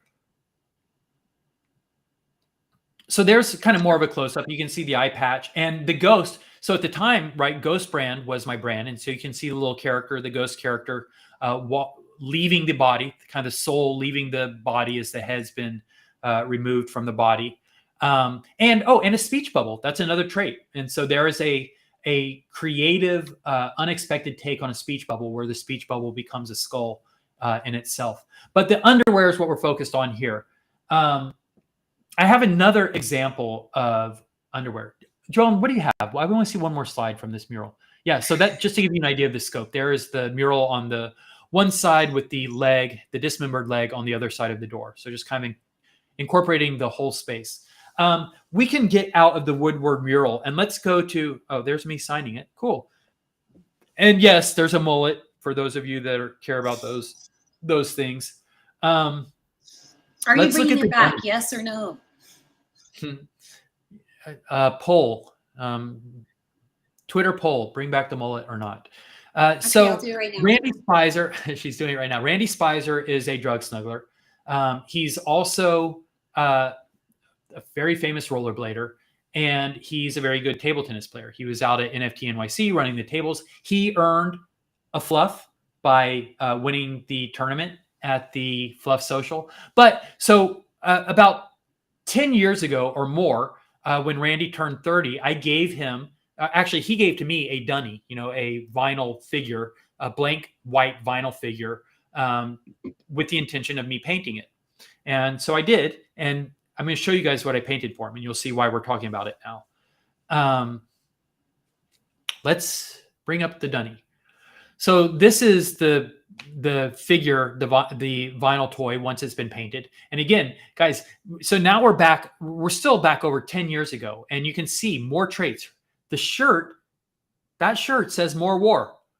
You can see the underwear, right? It features prominently on this little dunny. And those shoes that this character are wearing are not shoes at all. Those are actually little rollerblades. Let's look at the next image here. So you can see as our character turns around, you can see the anti-rocker skates. Obviously, Randy and I share rollerblading in common. You can see the Band-Aid on the arm. That's another trait. The headphones did not make it in. It was actually something that I considered. The headphones, I think, are fairly ubiquitous as a NFT trait. Most collections will have them. But for whatever reason, it did not make it into our collection. But there's a special surprise. As you know, I'm always trying to figure out ways to do something surprising and unexpected. So the head on this character swivels. But rather than paint the back of the head, what I did was I painted another face so when you turn it around, you actually have a whole new character. And I mentioned that Randy and I have a lot of things in common that we share in common, like the rollerblading. But at the time, Randy and I also both worked for Paul Frank. And you might recognize that face there on the other side of the head. But the character for Paul Frank is a sock puppet, a sock monkey named Julius. And that's basically a stylized version of Julius's face there on the other side of the head. And you can see now the other side of the headphones now are the ears for Julius. So just kind of a clever take on this dunny and making it kind of two dunnies in one. And also you saw the headphones on the other side for the other character. Let's take a look at the next photo. I want to show you what's going on the top of the head here. So this is another trait, right, that we have is caps. We have baseball hats in our collection. And so this character is wearing a baseball hat. But that Ghost brand logo there on the top of the hat did not make it into the collection. It actually was in early stages. That was one of the traits you could get on the hat. But we ended up having so many hats because there were so many colors and so many different logos that I decided to use my editorial eye. And so the Ghost brand logo actually ended up being one that, for better or worse, did not make it into the collection. But you can see it right there. So that was super fun. And again, the underwear, guys, you can see, right? This is what's true of the underwear is true of everything in our collection. None of these things were just, divined when Brooke gave me that fateful call and said, "Hey, mate, let's do a collection." I was leaning on years and years of creative output. So that's the dunny. And there's one thing. So this is the back. That's cute. You can see the little, Jamie, maybe you'll like this, the little butt crack peeking behind the sagging underwear. But so you see the Band-Aid on that arm? There is one mystery here that we'll have to try to run down Randy, tag him and see if we can't get him to answer it. But go back one image if you can, Joellen. So you can see on what's to our right, the arm there, the arm on the left has the Band-Aid, which we just saw. The arm on the right has a tattoo on it, and you can just see a hint of it. And I can't remember what it was. So now, and in my photos, I don't have a good photo of it. So I'm curious to know what that tattoo was. So maybe Randy can, if he still has that dunny, he can get us, share a photo with us in the Discord so we can see what the tattoo was. And I think that the bubble on the butt, Jamie, to answer a question, in the next photo, there's a little bubble on the butt. I think actually the dunny, it's probably a tail since we're looking at the back. Yeah, it's probably a tail, maybe, or maybe the character's carrying a load in the underwear. Who knows? Okay, so the last one, let's get into the triptych because this is when it's all going to start to come together. And this is where we're going to get into some Kevin Quintero territory because he talked about all. He talked about taking shits. He talked about getting hard-ons. I mean, nothing is off limits here. So let's bring up our first image from the triptych. So another good friend of mine bought one of these kabuki screens or something, a room divider, and asked me to paint it. And so I did. And I painted the whole thing white and then put like newspaper on it and then whatever. But so there basically are 3 panels on this that I painted, and we're going to walk you through each one of these. But you will notice a lot of, my aesthetic is my aesthetic. So there are things here that will look very familiar. The typeface, right, looks exactly like our Drug Receipts typeface, basically. Who really gives a shit? So here is a character taking a shit with a cute pink little asshole, excuse me. And the shit is saying something. I can't remember what it's saying. Man, I wish I knew. Maybe you guys can see because it's bigger on your screens than mine. It just says, yeah. Yeah. Oh, yeah. So here's the happy little shit popping out of the bum. But yes, Jamie, I always give you a hard time for, whenever I pretend to think that things are too inappropriate. But yes, this is kind of my aesthetic. It always has been. And as mentioned in the last AMA Spaces, there's probably an element of me kind of trying to overcompensate for the fact that I know that our project is provocative in nature. And so I don't want to turn anyone off or make them think that it's all provocative all the time. So I try to tame things down a little bit. But yes, this is who we are. This is who I am. This is Drug Receipts. The mask is off. Who really gives a shit? But so that's just one of the panels. The next panel, Jamie, watch out, guys. Fair warning, but this is going to be mature content. But so the next one features a character sitting on a toilet, taking care of business. What are friends for? And I'm not even sure exactly what the expression means here. Like, you know what? I'm not even going to try and analyze it. The words, just like the images, are meant to be open for interpretation. These expressions, just like they're used in our own collection, are not meant to be literal. They are meant to convey feelings. They're meant to invoke emotions, or evoke emotions. So yeah, between the words, between the characters, between the activities, it's all just stuff that's meant to evoke a reaction. And this guy's wearing 2 socks, so we aren't even at 1 sock yet. And then the next one, the last one. So if here we can see the full frontal nudity, this cute little character handling his member. But in the next one, you'll see where it all comes together. We've got a character in underwear, whitey tighties, and it's always whitey tighties, right? Because the whitey tighties are silly and funny, and I like funny. No matter how mature or provocative the themes are, I still always aim for cute and funny. And so even here, in the most offensive and objectionable of all categories, right? Where this is about suicide. This cute character in the whitey tighties is doing something completely unconscionable. And of all the themes that have ever appeared in my work, and I have to tell you that suicide featured very prominently in my work for a long time. In fact, for most of Franco Shade, it's kind of what Franco Shade was about. It's even Ghost Brand. It's what Ghost was about. Ghost was, you can only have a ghost after there's been a death. And so in a lot of the artwork that I used to do for Ghost and Franco Shade, it was people hanging, it was razors. There was a lot of suicide references. And just like you can see right here, Time to Unwind. Needless to say, I don't feel very comfortable with that line of pursuit anymore, that line of creative pursuit. I won't apologize for any of the work I created at the time. And I still stand by kind of like the emotional sentiment behind it. I was using suicide as, just sort of like the most extreme kind of emotional sentiment that you could make. And so that's what it was meant to be. It's kind of like this extreme expression of something emotional and intense.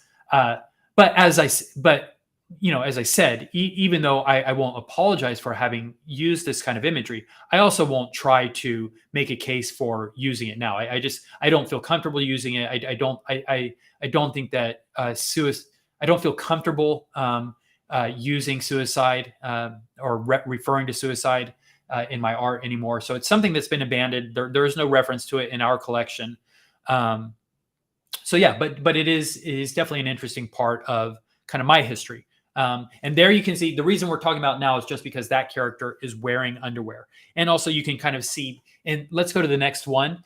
In this entire triptych, it's kind of a triptych. It's got photos in between. And because this is kind of like a photo display, also a room divider. And so in each one of the photos, I also just found interesting, black and white photos of like Siamese twins or conjoined twins, things like that. Which is another thing I've always been fascinated with. But here you can see kind of like this convergence or this inflection point where you've got the character with the penis, but then we've also got the character, we're starting to veer into a kind of modesty where we've got the character with the underwear. Actually, the first 2 characters are nude, right? Asshole and penis. And then the last character has underwear. And now all of our now underwear has made it into our collection. So there you guys go. A very deep dive on the underwear trait. Now you know a little bit about its history. And I can't wait to see what you guys come up with in your lore and how you try to figure out, what kind of stories to create around the underwear. And I know that we have some underwear trait collectors in the community. Again, because they're so rare, they are coveted. But you can definitely come up with some cool drug wars collections or sets based around the underwear. And I'll be very interested to see what you guys come up with. So how's that, Jesse? That was a pretty long, deep dive. That was incredible. My next question is, when are we getting asshole and penis traits in our collection? You know, so I'm using asshole and penis, and I wasn't saying dick, really. I think penis for some reason is a little funnier, but asshole I think is funny. Asshole and shit. And I don't like to cuss, but just sort of like talking about them in that context, just like very matter of factly. I don't know. There's something alluring about that. No, I wouldn't speak like that normally, but in this context, I think that it works. Definitely. Arlo, that was incredible. This has been, honestly, this is one of my favorite podcasts we've done. Okay, so there you go. So yes, and I'm glad that you like that, because we have a lot more, right? There's a lot of traits in the collection. So, and then there's a lot of art in my history. So we have a lot of content that we can share with you and kind of take you on these journeys and explain to you the history behind drug receipts and a lot of the traits that we all love. So I don't know if you remember off the top of your head, but how many unique traits do we have in the collection? It's crazy. Does anyone know? Dawn knows. We used to know when we were closer to mint. I don't recall now. But you have to remember, it gets a little complicated because, like, you know, one sock is a trait, but there are also different versions of the one sock. So there's the leopard one sock, there's the pink one sock, for instance. And so each one of those are probably count as traits, even though in terms of lore, we would only be talking about one sock. And I should add, Jesse, since you brought that up, the reason, just to reiterate, the reason we are talking about lore is because of drug wars. And so all these things that we're talking about in great depth on the AMAs and the podcast, we are also consolidating into written information that will be accompanied with visual content that will be available on our website. So we are making basically a master document or a master storing warehouse where we will have all this information for you guys to reference. And just so we have it on record, right? The great history associated with drug receipts. Absolutely, definitely. And you know, Trevor brought up a great point in the Discord or in one of the chats. There's not a lot of projects that can say that they have this kind of history embedded with them. You know, some of them, a lot of the projects that are out there right now are creating their lore as they go. But I mean, the great thing about drug receipts is that you can, you can look at it from the last 20 years, or you can get creative and start looking at, use the information from the past to write the history of the future, which is what we're all doing right now. So super, super exciting stuff. I'm bullish. What can I say? Jesse, why don't you, I'm dizzy from talking so much, and we're about to go into controlled substance where I'll have to talk a lot more. I'm going to let you sign off for the routine checkup, and then we'll move into controlled substance. Yeah, of course. If you're watching this, like and subscribe. You can find our podcasts on pretty much any large podcast platform or YouTube. Big shout out to Astral Blading and Virgil Normal, who they just did a collaboration pop up last weekend, and I got this sick shirt. It wasn't out in LA. I didn't get it, but I had a friend that got it for me. But isn't it sick? So shout out rollerblading, because all the things that are coming out of rollerblading right now in this renaissance, drug receipts included in that, is fucking awesome. I'm sorry for cussing, but I'm really excited, guys, just for the future.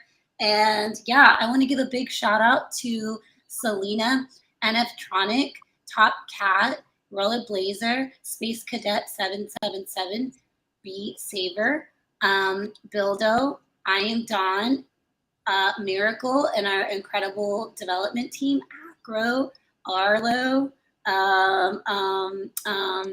what else? Who am I missing? Joellen. Bullies, Joellen, Bullies Only. I'm just looking at the Discord right now, and pretty much anyone. Oh, Lil Pharma, aka One Fluff a Lot. Love it. Yeah, thank you guys for always being a part of our community and making everything just come together, because drug receipts isn't drug receipts without y'all. So, and all the snugglers, excuse me, all the snugglers that I missed. Let me get some water. We're not sponsored by them, by the way. So That shirt is super sick, by the way. Awesome. Thanks for Isn't that, it? Jesse. Yep. Yeah, thanks, guys. See y'all in 2 weeks.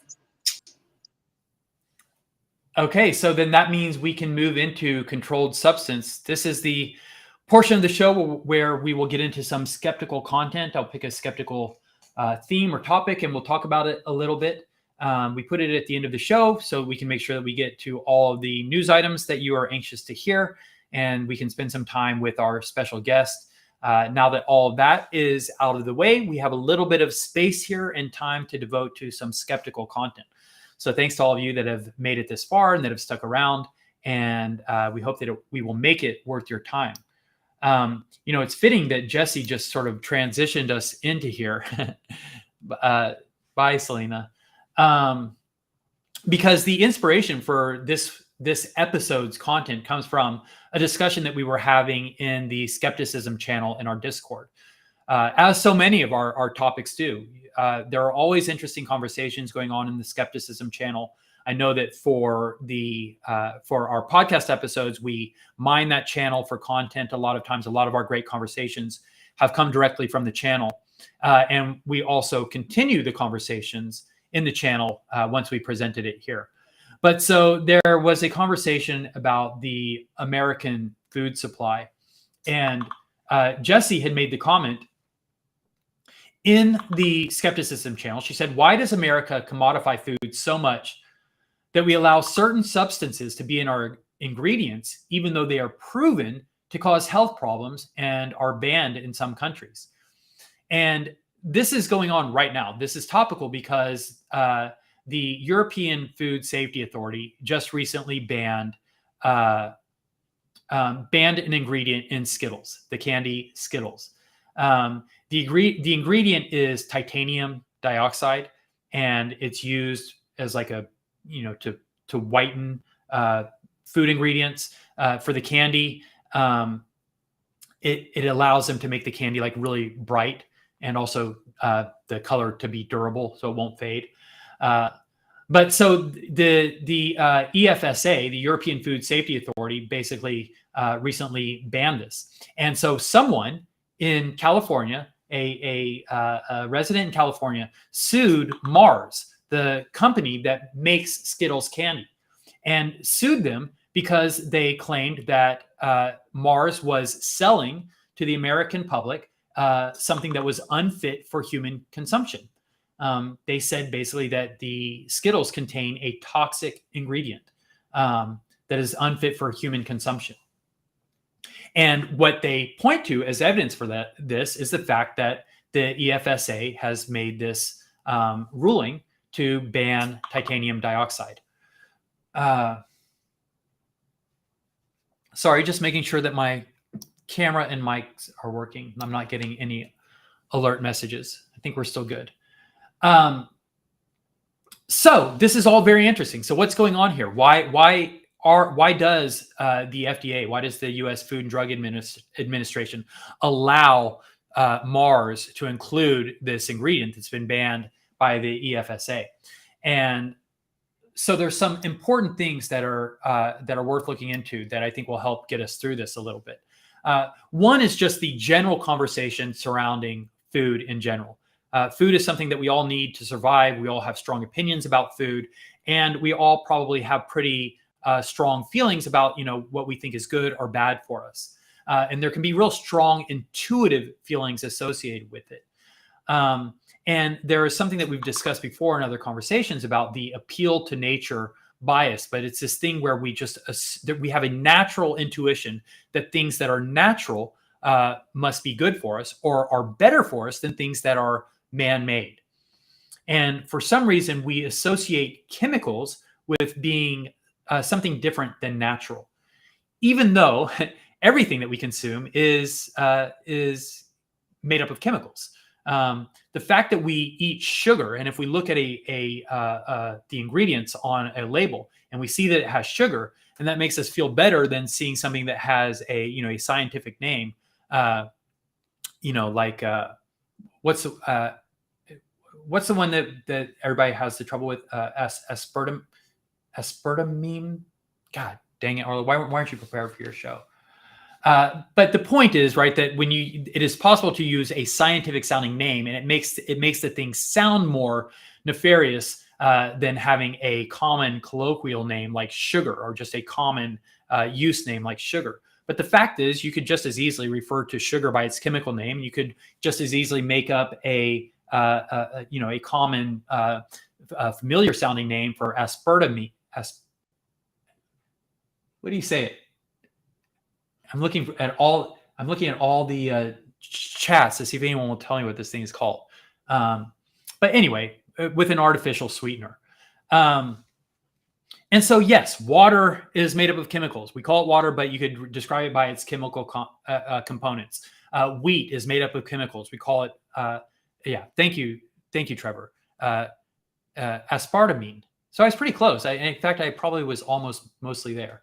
And so, but in our minds, in our intuitive minds, we just have this feeling that something that is described as a chemical, or something that sounds like a chemical, is somehow less natural or less good for us than things that sound familiar to us. In fact, there is a popular communicator of misinformation, a promoter of misinformation named Food Babe. And she has made an entire industry out of kind of this chemical fear mongering. She's the kind of person who will say, or maybe she has famously said, that she won't put anything in her body that she can't pronounce. Again, that just sort of exposes this bias against things which,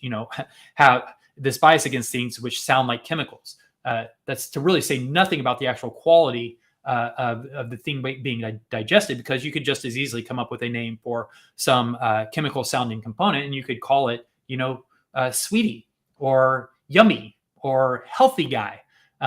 It wouldn't change the chemical component. They're just names. And she is just playing on internal and innate human biases, like the appeal to nature.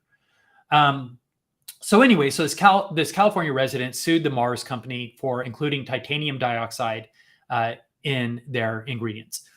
Mars, years ago, actually, probably something like 4 or 5 years ago, maybe said that they were going to start working these artificial ingredients out of their products, including the titanium dioxide. This is another thing that the lawsuit claims as evidence that Mars is up to no good, right? That they know that there are dangerous ingredients in their products, and they've been trying to get them out, and they just haven't done it yet. So they are being derelict in their duty. They're putting us all in harm's way. But that's not exactly true. There are a lot of other reasons that Mars could be removing these ingredients from their packaging and from their products that have nothing to do with how toxic they are. In fact, the reason most of these companies are doing things like this is exactly to give in to kind of public sentiment and kind of give in to the likes of Food Babe, who are spreading this misinformation where people think that they want natural sounding ingredients in their products. And so just as a response, almost like as a matter of marketing, Mars is probably well served to say, yeah, we're getting rid of titanium dioxide. We're going to replace it with natural ingredient XYZ. So what does the science say about titanium dioxide? Because certainly there is science surrounding it. So do we know if it's good or bad? Why did the EFSA ban it? And the fact is, there are lots of agencies and organizations that have taken a look at this. In fact, there are other European organizations, like the UK's their version, basically of the FDA, is called the Food Standards Agency, FSA, and they took a look at the same data that the EFSA took a look at, the European Food Safety Authority, and they did not come to the same conclusions. In fact, they said that they do not agree with the resolution that the EFSA came to. And in their estimation, based on the advice of their scientific advisory committee, they reviewed the EFSA opinion, and they said that the evidence actually does not support the conclusion that the EFSA reached. And this is similar to what's happened with the American Food and Drug Administration. These other organizations just have not come to the same conclusion that the EFSA came to. So let's talk about what that looks like, or let's go a little bit deeper into what's happening here. So there are different ways of coming up with standards. And the FDA in the US, we rely more on probabilities. So we take a look not just at the toxicity of a given ingredient, but we look at what is the likelihood that anyone would face any adverse risk by consuming it. And so that has to take into account not just the actual toxicity or the carcinogenic qualities of the ingredient, but also the dosage and the way that it reacts in the human body. So US looks at probability. So if something is exceedingly, or if the chances of something being dangerous are exceedingly remote, then the FDA will likely look at the probability and say that it does not pose a risk to people. Certainly at the doses prescribed for or allowable in food quantities. And that's another big part of it. So the FDA says, so I've mentioned Food Babe. Her real name is Hari. What is her name? I actually have it in my notes. Vani Hari, aka Food Babe. And there was an episode just like this that comes to mind that happened like almost 10 years ago, probably back in 2014. But she made a big deal, and you guys will probably even remember the headlines. But there was an ingredient in Subway sandwiches, in the bread that Subway used for their sandwiches, that was the same chemical that's used in yoga mats, and it became known as the yoga mat chemical. And Vani Hari, the Food Babe, made a big deal in her social channels and in her correspondence about Subway having this yoga mat chemical in their sandwich bread. And how disgusting is that? And how can that be? How can you serve people to eat the exact same thing that's in yoga mats? And it really plays on our fears and our intuitive feelings about it, because we can imagine what a yoga mat looks like, right? This sort of thin, compressible kind of, you can almost imagine it having the same consistency as kind of like a spongy bread, right? So in our minds, we're thinking, yeah. So this yoga mat chemical, like they're using that in the bread, and like, ew, it just sounds so unsavory. And she also, raised an alarm that there were studies that had shown that the yoga mat chemical could cause cancer. Okay, so it turns out, and by the way, Subway gave in. They bowed down to this pressure, and because it became, it captured news headlines. There was this huge outcry. Why is there yoga mat chemicals in the bread? And so Subway took it out. They replaced it with something else. They got rid of it. But wouldn't you know it, the exact same yoga mat chemical, which is commonly used as a whitening agent in cereal flour and as a dough conditioner in bread baking, is in hundreds of other products that you can still find in the supermarket today. It's still used by other fast food outlets. McDonald's, Wendy's, they also use it in some of their breads, although they may be phasing it out also in response to kind of public outrage. But there's no good reason to take it out of the ingredients. It is simply responding to emotion and fear-mongering and chemical fear-mongering. And there are cases, it is known that this chemical can cause adverse effects, I think, in the lungs for humans, and maybe it's associated with heightened risk for cancer. But, and this is important, and this is, again, the difference between the FDA standards and the EFSA standards. The yoga mat chemical is only dangerous as a powder, and when it's inhaled in large quantities. The way that it is used in baking is not as a powder, and it is in such small doses. And once it is baked, it loses any of the carcinogenic qualities. Just the way that it's used in bread is so different than the way that it is used, for instance, as a yoga mat or in the production of yoga mats, that there's just really no rational or reasonable connection between the two things, other than to say chemical X is used here, chemical X is used here, so therefore bad. This must also be bad. The FDA takes into consideration kind of all these parameters and the unique circumstances surrounding them. And they ask, is the way that this chemical is used in bread dangerous? Does it pose any risk to humans? And it does not. The EFSA has a different standard. So what we've been describing is kind of this deferring to probabilities, or this reliance on probabilities. We don't just want to know whether the chemical is dangerous or not. We want to know in what doses and in what uses could it possibly be dangerous for humans, and then as it's used in food, does it meet any of that criteria? In the case of the yoga mat chemical, it does not. Also, in the case of the chemical that's used in the Skittles, the titanium dioxide, it has also been determined that it's not used in high enough doses or in a way that interacts with the body in a way to be dangerous. But the different standard that the EFSA uses in Europe is not probability, they use possibility.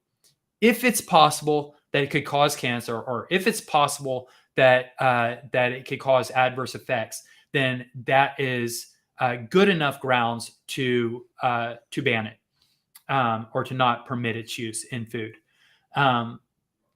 Maybe some people will say that's great, we don't want to take any chances, but in the estimation of many other food health organizations, that is way too high of a bar, too high of a standard. And then you actually start cutting yourself off from access to things which might otherwise, really help in food production, just because of some very remote, very obscure concern that is not really even a concern in the uses that the food is being, or that the ingredient is being reviewed or used for. Just to give you an illustration of kind of the thinking, the kind of bizarre, far out there logic that goes into Food Babe's thinking. But she also made an argument against using microwaves, right? This is another thing where there's a lot of misinformation, a lot of misunderstanding.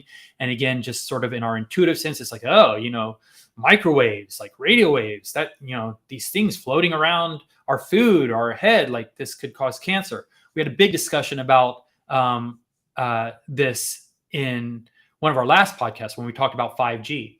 But so anyway, so Food Babe is making an argument for why she doesn't use microwaves. And I'm just going to quote a passage from her here to give some insight into her mind. But she's referring to an author named Dr. Masaru Emoto. She says, Dr. Masaru Emoto, who is famous for taking pictures of various types of waters and the crystals that they formed in the book called Hidden Messages in Water, found water that was microwaved did not form beautiful crystals, but instead formed crystals similar to those formed when exposed to negative thoughts or beliefs. If this is happening to just water, I can only imagine what a microwave is doing to the nutrients, energy of our food and to our bodies when we consume microwaved food. For the experiment, which is pictured above, microwaved water produced a similar physical structure to when the words Satan and Hitler were repeatedly exposed to the water.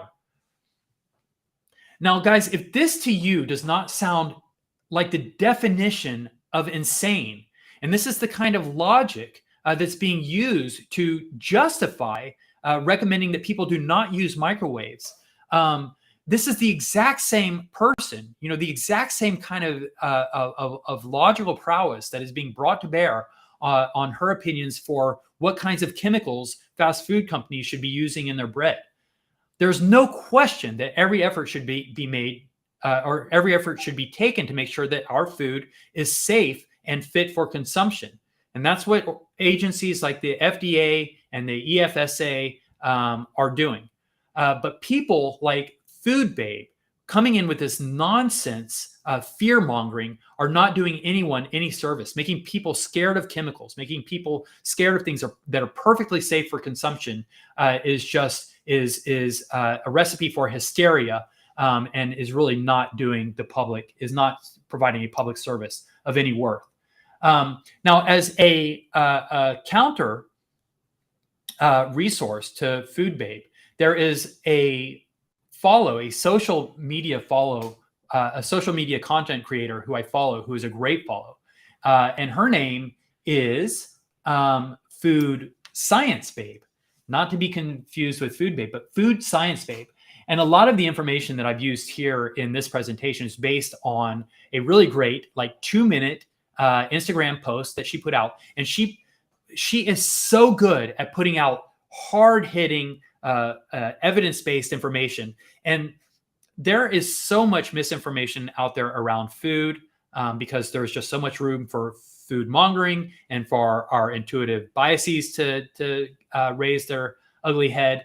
And so she is constantly busy responding to all the bad information that's out there.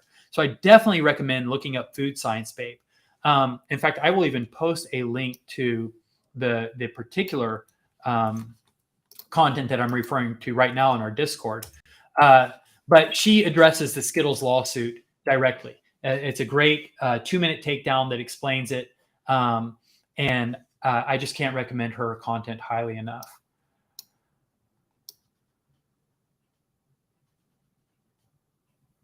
Okay, so there you go. There's a quick little skeptical conversation on food safety, on chemical phobia, fear mongering, and just kind of the difference between good and bad sources of information. By all means, do your own research, look into these things. Don't take my word for it. Go back to original sources, see what the FDA actually has to say about these things. See how the EFSA comes up with their standards. Look at what the Food Standards Agency in the UK has to say about it. It's all interesting stuff, and the truth is out there if you have the time or the patience or the wherewithal to look for it. Hopefully, some of the things we've discussed here will help you in your navigating the information out there, because it can be tricky sometimes. It's real easy to get taken in by bad information. But as long as we keep honing our skeptical skills, more and more we will become better, more responsible, more well-informed consumers of information, and less likely to fall for the hysteria from purveyors of commentators like the Food Babe. Guys, 10:09, that's a good 2 hours, right, that we put in. Great content. So some really interesting stuff. What a wonderful guest, Kevin Quintero. Thank you so much for Kevin coming on and sharing his extraordinary story with us and his extraordinary work. Can't wait to follow the development of his career, and some news updates. And how about the drug inspector? I can't wait to see you guys posting all the derivative content that you come up with, your new access to your drug receipts creative content. And I'll be looking for some transparent PNGs in the Discord as you guys start downloading your content. Always love getting skeptical talk. Hope you guys found that worthwhile. And if you're still here with me, if I'm still connected, I'd like to say thank you to all of you drug snugglers. You guys make it all worth it. You keep us energized. You breathe such life into the project. And I can't wait to continue these conversations with you in the Discord and in the AMAs. It really is. It's an open conversation back and forth. And I get so much out of the collaboration. Love you all. I snug the heck out of you, drug snugglers. Follow our socials at Drug Receipts on Twitter, at Drug Receipts on Instagram. We have a YouTube channel, Drug Receipts. If you're listening to this on an audio podcast, make sure you check out the YouTube version where we show all of the great visual content. And we definitely packed a lot into this episode. Check out last Tuesday's AMA for more insights on all the drug traits lore that we went into. Give us a like and subscribe if you're not already subscribed. Guys, thank you so much. I think that's going to about wrap it up for tonight. We'll see you on the next one. And in the meantime, we'll catch you in the Discords. Bye, drug snugglers. Bye, everybody. Thank you.